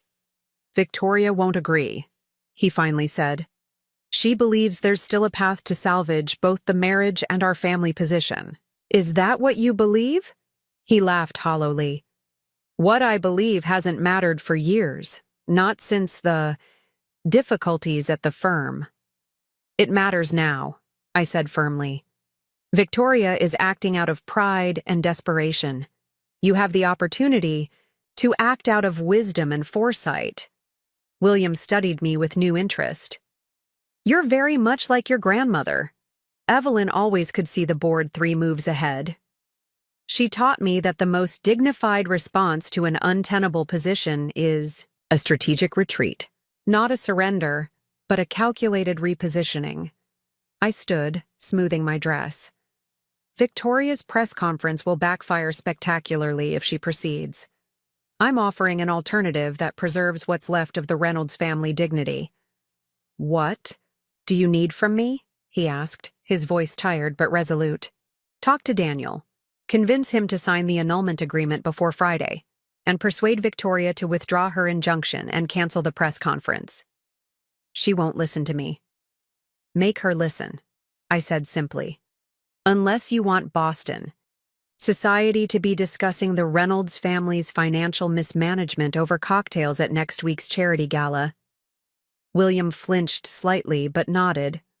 I'll try. As I prepared to leave, he called after me. Charlotte, the Reynolds Family Foundation, dinner at Rosewood next month. What happens with that? I turned back. It proceeds as scheduled, with me as the host, as the owner of Rosewood Estate. It will be the Reynolds family's opportunity to demonstrate that they can accept reality with grace. Walking back toward the clubhouse, I felt no triumph, only a grim satisfaction. William Reynolds was a proud man brought low by his own poor choices. In him, I could see what Daniel might become in 30 years if he continued on his current path. A hollow shell of former prestige, clinging to the remnants of a family name while drowning in secrets and regrets. My phone buzzed with a text from Zoe. Photos ready for release tomorrow morning. Untraceable source confirmed. Hold until I give the word, I replied. There may be a change of plans. Back in my car, I instructed my driver to take me to Gregory's office. William might convince Daniel to sign the annulment agreement, but I wasn't counting on it. Victoria Reynolds had been managing the family's social strategy for decades. She wouldn't surrender without a fight. The confrontation was entering its final phase. I needed to be prepared for all possibilities, including the nuclear option of complete exposure of the Reynolds family's secrets. As we drove through Boston's historic streets, I found myself reflecting on how much had changed in just 1 week. I had planned to spend this day on my honeymoon, basking on a private beach with the man I loved. Instead, I was orchestrating the systematic dismantling of his family's remaining social standing while protecting my own interests. My grandmother would have approved. Never start a war, she used to tell me, but always finish it, decisively. The Reynolds family had declared war the moment Daniel invited his mistress to our wedding.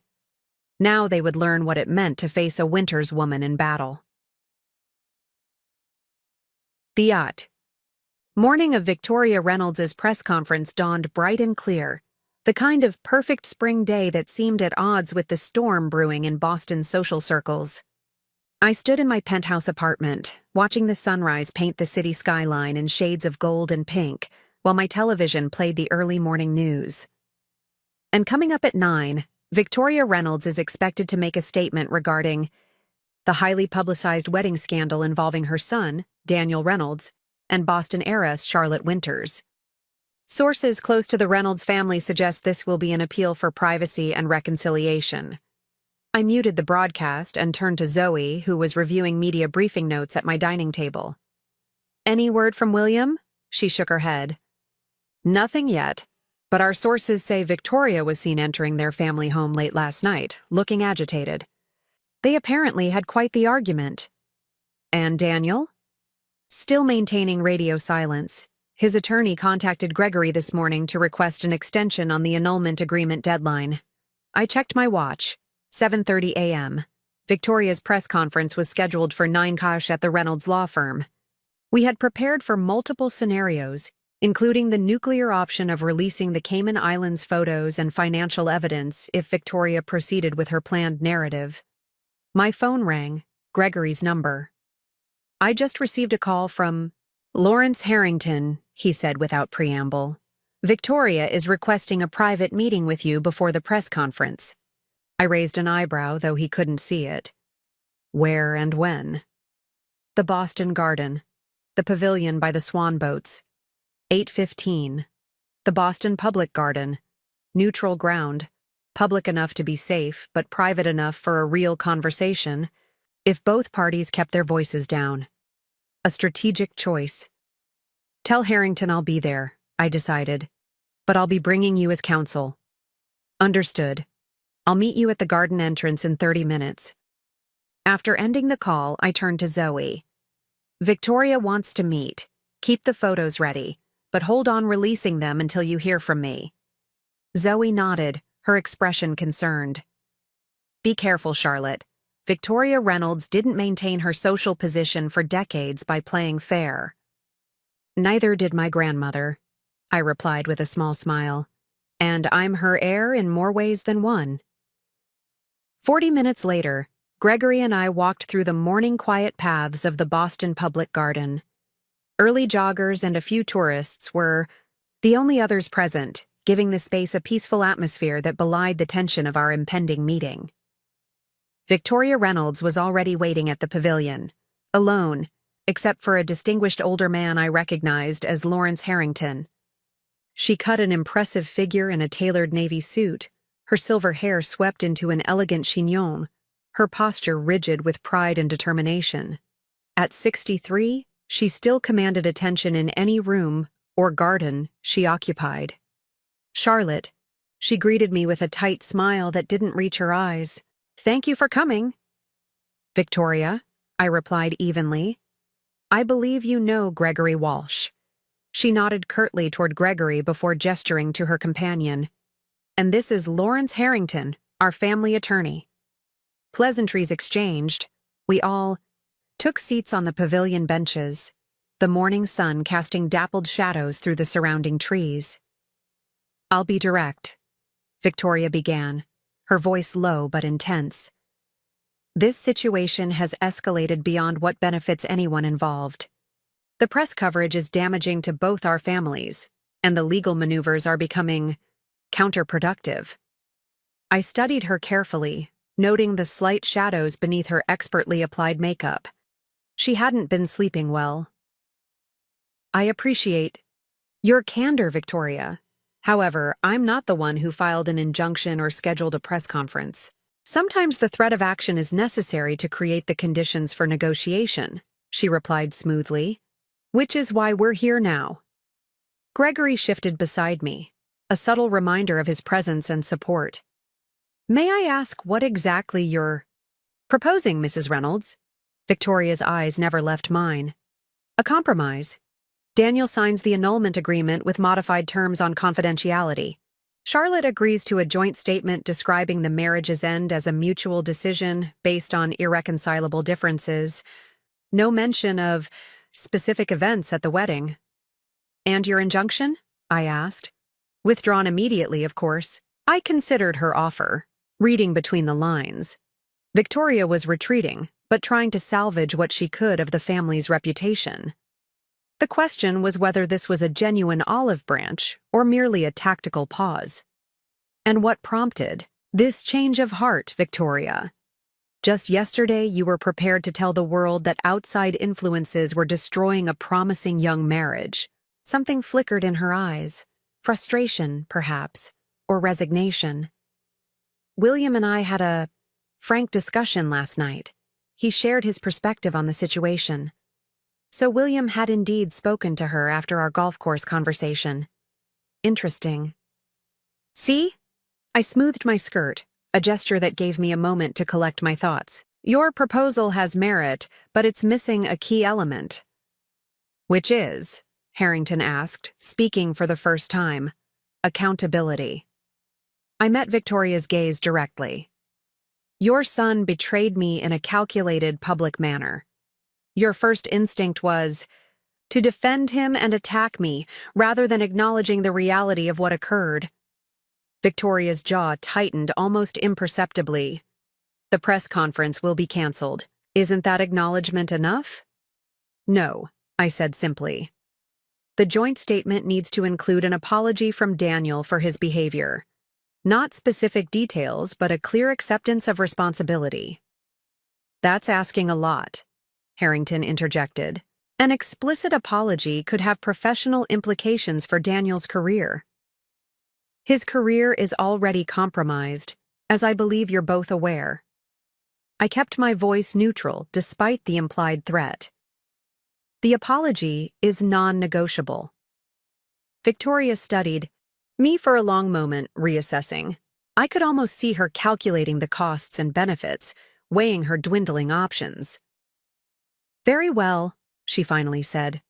A brief acknowledgement of responsibility from Daniel, no explicit details. The annulment proceeds without contest. The joint statement emphasizes privacy and mutual respect going forward. And one more thing, I added. The Reynolds Family Foundation dinner at Rosewood next month. It proceeds as scheduled, with me as host in my capacity as owner of the estate. This was clearly a sticking point for Victoria. The annual dinner was her crowning social event, her opportunity to reinforce the family's position among Boston's elite. Having me host would be a public confirmation of the power shift between our families. That's unnecessary, she said, a hint of her earlier steel returning to her voice.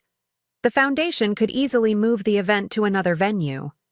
It could, I agreed. But that would raise questions that might lead to discussions about why the relationship between our families changed so dramatically. Discussions neither of us wants to encourage. The swan boats were beginning their first tours of the day, families with young children boarding the whimsical vessels for a gentle cruise around the garden's lagoon. Such a contrast to our tense negotiation just yards away. Victoria glanced at Harrington, who gave her a nearly imperceptible nod. The dinner proceeds at Rosewood, she conceded. But with joint hosting, you and the foundation board, which I chair. A reasonable compromise. Agreed. Gregory produced a tablet from his briefcase. I've drafted a preliminary agreement incorporating these points. If you're ready to proceed in good faith, we can finalize the details now. As Victoria and Harrington reviewed the document, I observed the small flock of ducks paddling peacefully across the lagoon. My grandmother had often brought me here as a child, teaching me to feed the ducks while imparting lessons about patience and strategy. The most successful negotiations, she would tell me, are those where everyone believes they've secured their most important objectives, even if they've conceded on others. Victoria was getting what she valued most, the preservation of the Reynolds family's public image and a dignified exit from the scandal. I was getting what I needed, my freedom from Daniel, control of the narrative, and a clear demonstration of my position as Rosewood's owner. "We have an agreement in principle," Harrington announced after several minutes of review and quiet discussion with Victoria. "We'll need Daniel's signature, of course." "Of course," I replied.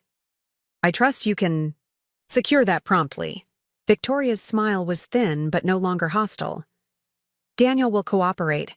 William is speaking with him now." As Gregory and Harrington worked through the final language, Victoria turned to me, lowering her voice.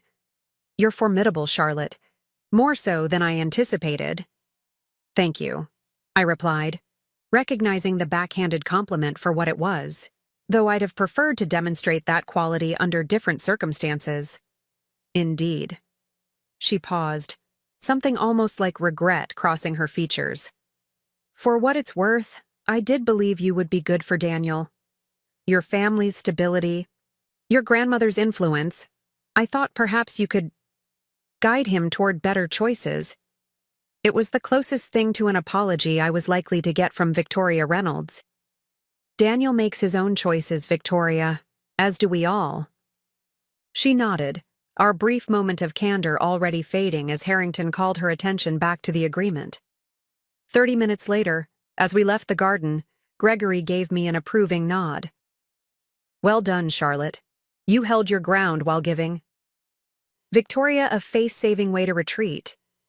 She's protecting what matters most to her, the family's social position," I observed, "just as I'm protecting what matters to me." "Which is?" I paused on the garden's bridge, looking back at the pavilion where Victoria and Harrington still sat, finalizing details. "My independence, my family's legacy, and the truth, even if only a few of us ever know all of it." My phone buzzed with a text from Zoe. "Press at Reynolds and Blackwell being told conference is canceled." "Victory? Compromise," I replied, "but a favorable one. Stand down on the photos." As Gregory and I walked back to where his driver waited, I felt a curious mixture of emotions. Relief that the confrontation was moving toward resolution, lingering, anger at Daniel's betrayal, and an unexpected emptiness now that the strategic battle was winding down. "What will you do now?" Gregory asked as if reading my thoughts. "After the annulment is finalized?" It was a good question. I had been so focused on responding to the crisis that I hadn't thought much beyond it. "I'm not sure," I admitted. "Continue. My grandmother's work with the hospitality group. Travel, perhaps." I had put several projects on hold for the wedding and honeymoon planning. What I didn't say was that I also needed time to rebuild my trust in my own judgment. I had completely misread Daniel, believing in a relationship that had been, from his perspective, largely transactional. "Whatever you decide," Gregory said kindly, "Evelyn would be proud of how you've handled this situation. You've shown strength without vindictiveness, strategy without cruelty." As we drove away from the garden, I glanced back at the peaceful oasis in the midst of the bustling city. The confrontation wasn't completely over. Papers still needed to be signed, statements released, the foundation dinner navigated. But the most dangerous moment had passed. Victoria Reynolds had extended an olive branch, albeit one wrapped in thorns. I had accepted it without drawing blood. We had both recognized that mutually assured destruction served neither family's interests. Now it was time to build what came next. 1 month later, I stood at the entrance to Rosewood Estates' grand ballroom, greeting guests as they arrived for the Reynolds Family Foundation annual dinner. The space had been transformed into a shimmering wonderland of silver and blue, Victoria's chosen colors for this year's theme of ocean conservation. Crystal chandeliers cast a warm glow over elegant table settings, ice sculptures of marine life and cascading arrangements of white orchids and blue hydrangeas. Everything was perfect, exactly as Victoria had specified in her meticulous planning documents. I had ensured that every detail was executed flawlessly, from the hand-calligraphed place cards to the specifically timed serving of each course. Tonight wasn't about asserting dominance. It was about demonstrating grace. "Charlotte, darling, everything looks magnificent," Victoria herself approached, resplendent in a silver gown that perfectly complemented the decor. "You've outdone yourself." "Thank you, Victoria," I replied with a genuine smile. "Your vision for the event was inspiring." Past month has brought an unexpected evolution in our relationship. After our garden confrontation and the subsequent agreement, Victoria had approached our co-hosting duties with professional courtesy that gradually warmed into something resembling mutual respect. We would never be friends. Too much had happened. But we had found a workable equilibrium. "The governor just arrived," she murmured, nodding toward the entrance where security personnel were conducting discreet checks. "Would you join me in welcoming him?" Together, we greeted Governor Mitchell and his wife, seamlessly sharing hosting duties as if we'd been doing it for years. To anyone watching, we were the picture of Boston high society at its most cordial. The established matriarch and the younger heiress, united in philanthropic purpose. No one would guess that just 4 weeks earlier, we had been locked in a high-stakes negotiation over her son's infidelity and the reputation of 2 prominent families. The annulment had been finalized 2 weeks ago with minimal public drama. The joint statement, carefully crafted by our respective teams, had acknowledged the end of the marriage due to irreconcilable differences, with a brief note that Mr. Reynolds regrets actions that contributed to the relationship's dissolution. Vague enough to save face, specific enough to indicate where responsibility lay. Daniel himself had been conspicuously absent from Boston's social scene since signing the papers. According to Gregory's sources, he had accepted a position with a mid-sized firm in Chicago, a significant step down from his partnership track at Reynolds, Blackwell, and Morgan, but a fresh start away from the whispers and knowing glances that would have followed him in Boston. "Charlotte, you look absolutely stunning," Richard Morgan approached with his wife, breaking my reverie. "That gown is exquisite." I smiled, smoothing the midnight blue silk of my dress, a custom creation I had originally ordered for my honeymoon. "Thank you, Richard. I'm so glad you could both make it tonight." "We wouldn't miss it," his wife replied warmly. "The Foundation's work on marine habitat preservation is more important than ever." As they moved toward the bar, Richard leaned in slightly. "The transition at the firm is complete. All of Daniel's cases have been reassigned, and the clients informed of his departure. No details were shared beyond personal reasons, as agreed." I nodded appreciatively.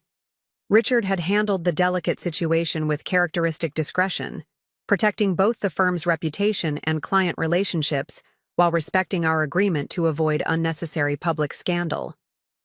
The ballroom gradually filled with Boston's elite, business leaders, politicians, old money families, and rising stars in various fields. Many had attended my wedding just 1 month earlier, witnessing the dramatic revelation and aftermath. Tonight, they watched with curious eyes as I moved confidently through the crowd, clearly in command of the estate they had always associated with my grandmother. "You've managed this beautifully," Zoe whispered, appearing at my side with a champagne flute. "Half the room is in awe of you, and the other half is terrified of getting on your bad side."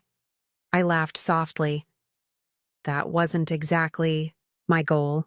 "No, but it's a delightful side effect." She blinked her glass against mine. "To new beginnings." "To new beginnings," I echoed, taking a sip of the excellent champagne. My gaze drifted across the room, landing momentarily on William Reynolds, who stood somewhat apart from the main crowd, nursing what appeared to be a club soda rather than his usual scotch.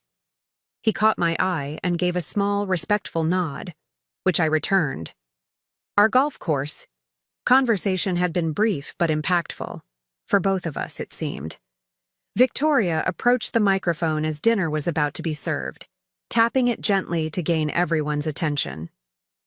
Distinguished guests, friends, and supporters of the Reynolds Family Foundation, welcome to our annual dinner. Her voice carried effortlessly across the ballroom, testament to decades of public speaking experience. Tonight is particularly special as we gather at the historic Rosewood Estate, graciously hosted by Charlotte Winters. She gestured toward me, and I felt hundreds of eyes turn in my direction. Charlotte exemplifies the spirit of community and cooperation that defines Boston's philanthropic tradition, and we are deeply grateful for her partnership in this evening's event. Polite applause followed, and I inclined my head in acknowledgement. Victoria's words were carefully chosen, acknowledging my position as host without explicitly mentioning my ownership of Rosewood or the collapsed marriage to her son. A diplomatic masterclass. This year's theme, Ocean Conservation, reflects our commitment to preserving the natural beauty of New England's coastline for future generations. As Victoria continued her opening remarks, I scanned the room, noting the subtle power dynamics at play.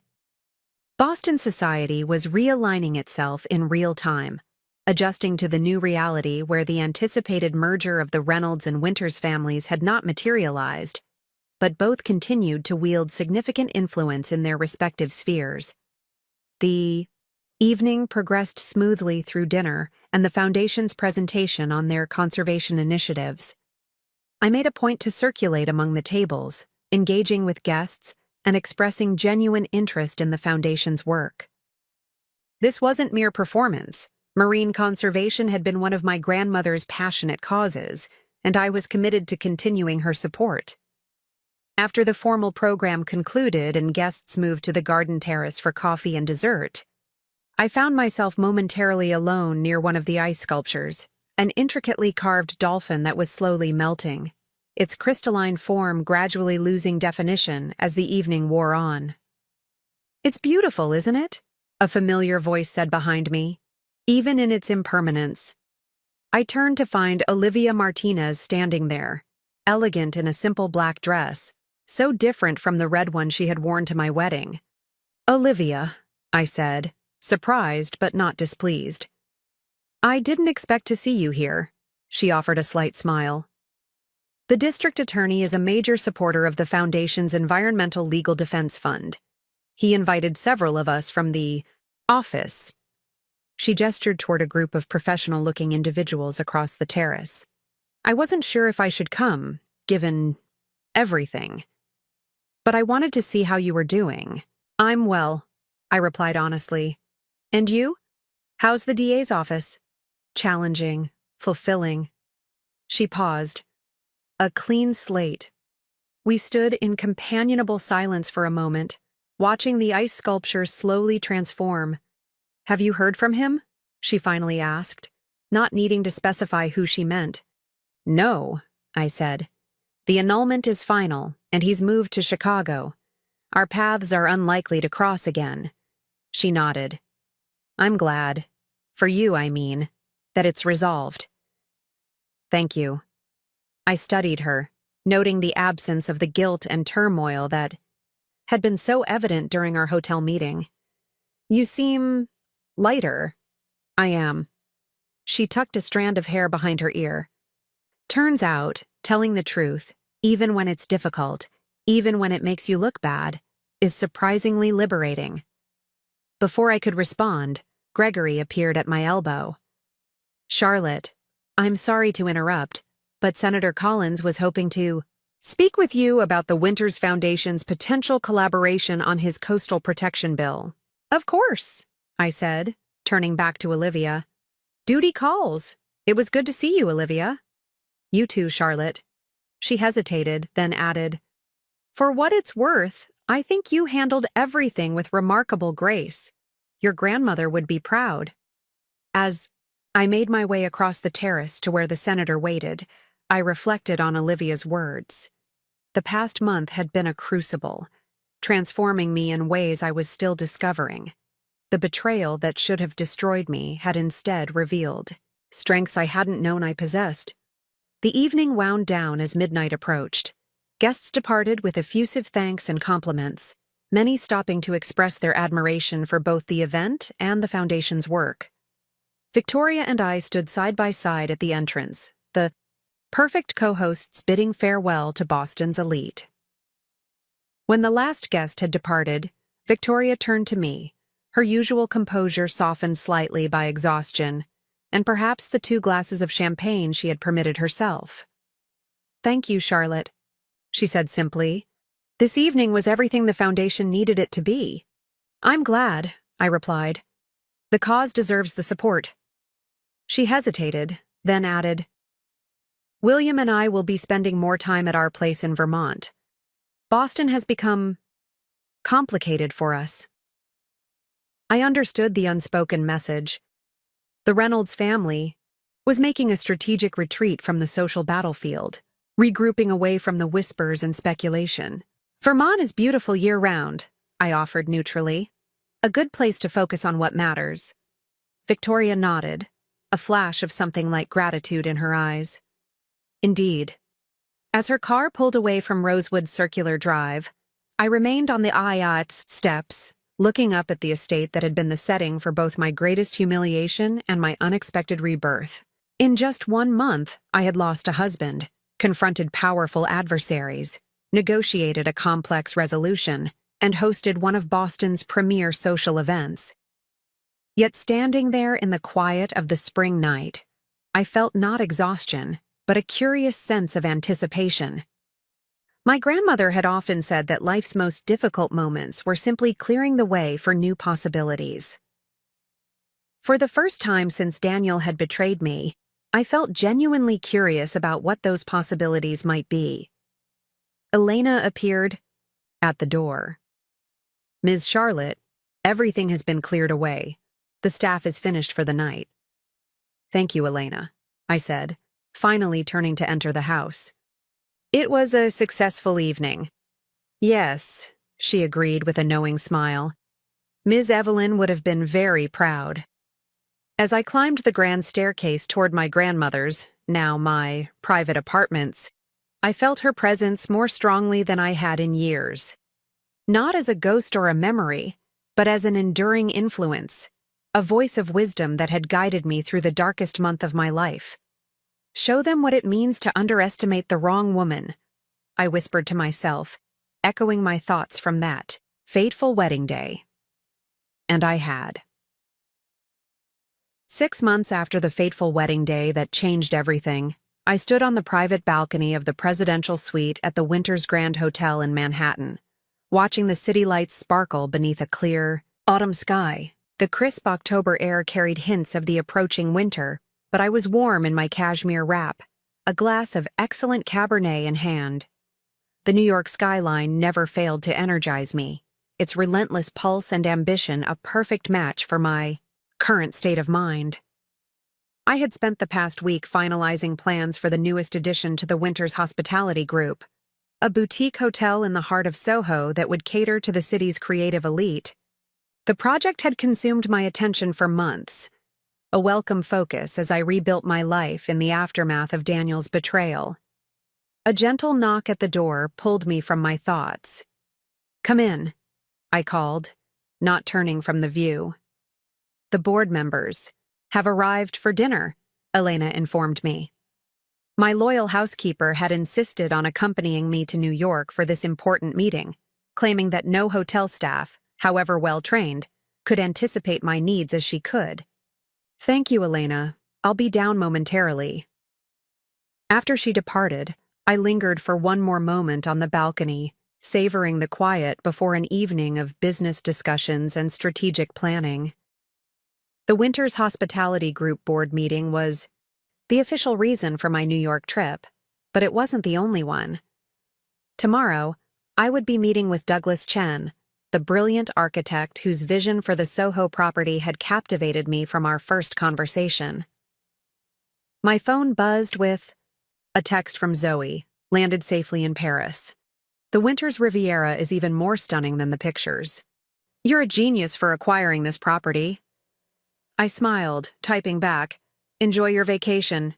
You've earned it after the PR masterclass you've orchestrated these past 6 months. Zoe had indeed worked miracles, transforming what could have been a devastating social scandal into a story of resilience and reinvention. The narrative around me had shifted from jilted bride to formidable businesswoman continuing her family's legacy, exactly as we had planned. With one last look at the glittering cityscape, I returned inside to prepare for dinner. As I slipped into a sleek black dress and fastened my grandmother's sapphire pendant around my neck, I caught my reflection in the mirror. The woman looking back at me was familiar yet changed, more confident, more focused, perhaps a touch more guarded than she had been 6 months ago. The private dining room at the hotel's acclaimed restaurant had been arranged exactly to my specifications. Elegant, but not ostentatious, the table set for 7 board members plus myself. As the newest and youngest member of the board, I had initially faced skepticism when I proposed expanding the group's portfolio after my grandmother's retirement. That skepticism had faded as my first 2 projects exceeded revenue projections by nearly 30%. "Charlotte, you look wonderful." James Harrington, the board's chairman and my grandmother's longtime friend, greeted me warmly. At 72, James retained the sharp mind and direct manner that had made him a successful investment banker before joining the Winters board. "Thank you, James. How was your flight from Boston?" "Uneventful, thankfully. Victoria Reynolds sends her regards, by the way. I saw her at the Symphony fundraiser last weekend." I nodded, appreciating his casual delivery of this information. James was too tactful to mention Daniel or the aborted marriage, but his mention of Victoria was deliberate, a way of letting me know that Boston society had moved on, just as I had. "Please give her my best when you see her next," I replied smoothly. I understand the Foundation's conservation initiative is making impressive progress. As the other board members arrived, the conversation shifted to business matters, occupancy rates at our existing properties, expansion opportunities, the strategic 5-year plan I had developed. I presented my vision for the Soho Hotel with confidence, fielding questions, and addressing concerns with the data-driven approach my grandmother had taught me. "The demographic analysis supports a premium positioning," I explained, indicating the projections displayed on the dining room's discrete screen. "Soho's creative professionals and the tech industry executives moving into the area are seeking authentic luxury experiences, not just high-end accommodations." "And you believe this architect, Chen, can deliver that authenticity?" asked Margaret Winters, my second cousin and the most conservative voice on the board. "His previous work has been quite avant-garde." "That's precisely why he's perfect for this project," I replied. "His designs honor historical elements while introducing modern functionality and unexpected touches. It's exactly the balance we need to distinguish ourselves in an increasingly competitive market." The discussion continued through dinner, the initial skepticism gradually giving way to cautious enthusiasm as I addressed each concern methodically. By dessert, even Margaret was nodding thoughtfully at the potential return on investment. "Well, Charlotte," James said as the meeting concluded, "I think I speak for the board when I say we're impressed with the thoroughness of your proposal. You have our approval to proceed with the Soho project as outlined." A chorus of agreement followed, along with handshakes and congratulations as the board members departed for their respective accommodations. James lingered after the others had gone, signaling he wanted a private word. "Your grandmother called me yesterday," he said once we were alone. "She's following your progress from France with great interest." I smiled, picturing Evelyn in her Mediterranean villa, no doubt still reviewing reports and offering unsolicited advice to her former colleagues, despite her official retirement. "And what did she think of my Soho proposal?" James chuckled. "She said you were thinking too small, that you should be looking at properties in London and Tokyo as well." That sounded exactly like my grandmother, always pushing, always expanding. Horizons. "One project at a time," I replied. "But international expansion is certainly on the roadmap." His expression grew more serious. She also mentioned that she heard about Daniel Reynolds. Apparently, he's struggling in Chicago. The firm isn't what he expected, and his gambling issues have resurfaced. I absorbed this information without visible reaction, though inwardly I felt a complex mix of emotions. A twinge of pity, a flash of vindication, and most surprisingly, a profound sense of indifference. Daniel's struggles were no longer my concern. "Hope he finds the help he needs," I said sincerely. James studied me for a moment, then nodded with approval. "Evelyn said you'd respond exactly that way. She's very proud of you, Charlotte.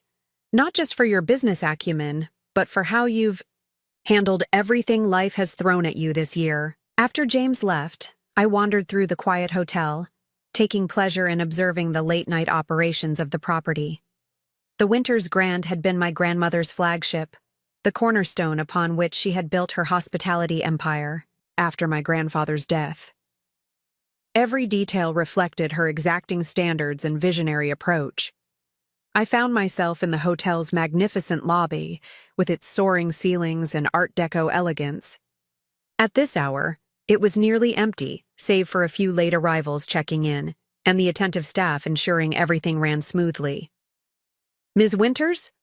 A voice called from the reception desk. "There's a package for you." The night manager handed me a small parcel wrapped in simple brown paper. No return address, just my name written in a familiar hand. I took it to a quiet corner of the lobby lounge before carefully opening it. Inside was a velvet jewelry box and a handwritten note on heavy, cream stationery. "Charlotte, this belonged to my grandmother, as the sapphire pendant you wear belonged to yours. Family legacies matter, even when families falter.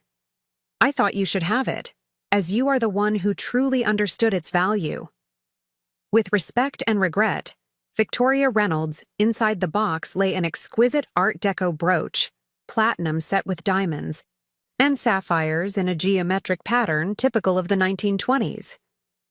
I recognized it immediately from the photographs in the Reynolds family home, worn by Victoria's grandmother at significant social events throughout her lifetime. It was a peace offering, but also something more profound, an acknowledgement that I, not Daniel, had been the worthy recipient of the Reynolds family heritage. A symbolic passing of respect from one formidable woman to another. I closed the box carefully, touched by the unexpected gesture. Victoria and I would never be close, but this suggested a level of mutual respect I hadn't anticipated. Perhaps in another life, under different circumstances, we might even have been allies. The following morning, I met Douglas Chen at his downtown studio, a converted industrial space filled with architectural models, material samples, and large format renderings. At 35, Douglas had already established himself as one of the most innovative architects in the country. His work featured in major design publications and sought after by discerning clients worldwide. "Charlotte," he greeted me warmly, extending his hand. "It's great to see you again." "You too, Douglas. I'm excited to see how the designs have evolved." His enthusiasm was contagious as he led me through the studio to a large table where the model of the Soho Hotel stood. Over the next 2 hours, we discussed every aspect of the project, from the restored facade of the historic building to the rooftop garden that would offer a green oasis amid the urban landscape. "What I love about this project," Douglas said, as we examined the detailed floor plans, "is that it honors what came before while creating something entirely new. The building has a story, and we're adding a chapter rather than rewriting it completely." I glanced up, struck by the parallel to my own life. That's exactly what I've been trying to do with the Winters properties. Honor my grandmother's vision while bringing something fresh to each project. He smiled, his eyes meeting mine with unexpected warmth. It's a delicate balance, respecting tradition without being bound by it. Exactly. As our meeting concluded, Douglas hesitated before asking, "Would you be interested in getting dinner tonight? There's a great little place, just a few blocks from here. The chef is doing amazing things with local ingredients." I I considered his invitation, aware of the subtle shift from professional to personal. Douglas was brilliant, creative, and by any objective standard, attractive, with his thoughtful dark eyes and casual confidence. Under normal circumstances, I might have accepted without hesitation.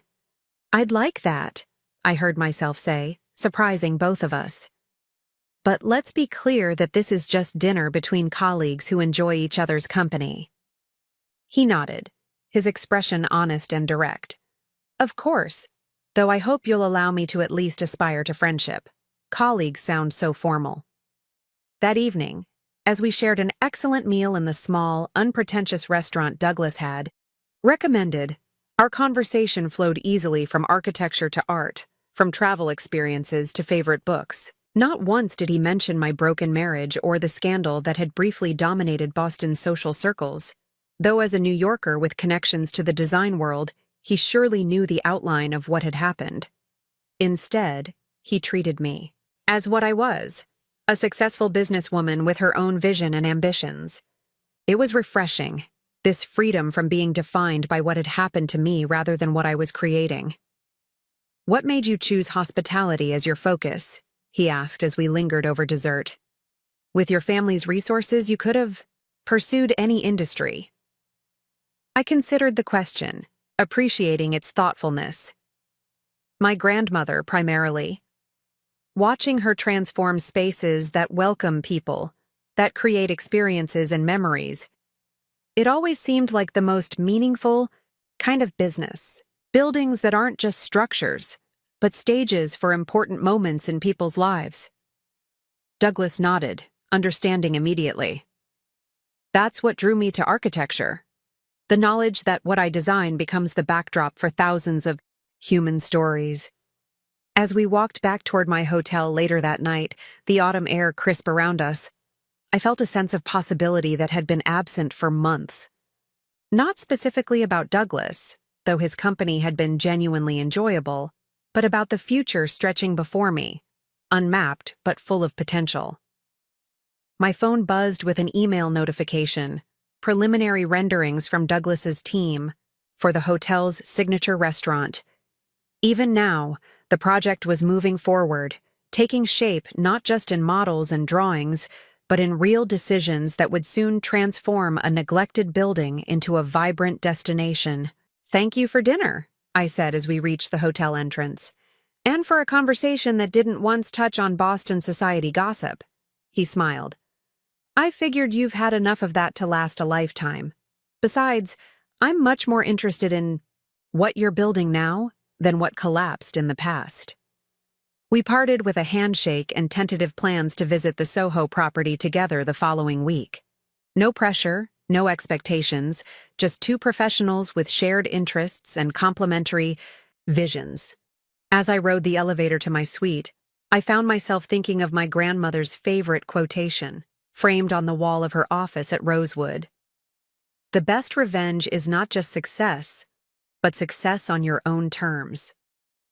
6 months ago, I stood in my wedding dress, watching my carefully constructed future crumble as Daniel's mistress revealed his betrayal. I had felt humiliated, shattered, lost, if only for a moment. Then something within me had risen to the challenge, drawing on strengths I hadn't known I possessed and lessons my grandmother had been teaching me all along. Opening the doors to my suite, I walked directly to the balcony, drawn again to the glittering panorama of the city. New York stretched before me, a landscape of ambition and possibility. Tomorrow, I would visit the Soho property with fresh eyes, envisioning not just what it had been or what it was, but what it could become. Just like me. My phone buzzed with a text from my grandmother. "Heard the board approved your proposal." Never doubted they would. "Remember what I taught you? Build not just structures, but legacies." I smiled, typing back, "Learning from the best." "The Soho project is just the beginning." Her response came quickly. "Of course it is. A winter's woman. Never think small." Standing there under the vast night sky, I felt a profound sense of gratitude. not despite the challenges of the past 6 months, but because of them. Daniel's betrayal had freed me from a marriage that would have slowly diminished me. His mistress's dramatic appearance at our wedding had revealed the truth before I became too entangled in his deceptions. Even Victoria's initially hostile response had ultimately led to a resolution that preserved dignity on all sides. Every crisis truly was an opportunity in disguise. My wedding day disaster had not been an ending but a beginning, the first step on a path that was entirely my own. I raised my glass to the city lights, to my grandmother watching from afar, to the woman I was becoming. To new beginnings, I whispered, and to the underestimated women who create them. Looking for more? We've got 2 amazing stories ready for you right on screen. If this one touched you, these are absolutely worth your time. Click to watch them now. And hey, subscribe and hit that bell to never miss our latest uploads.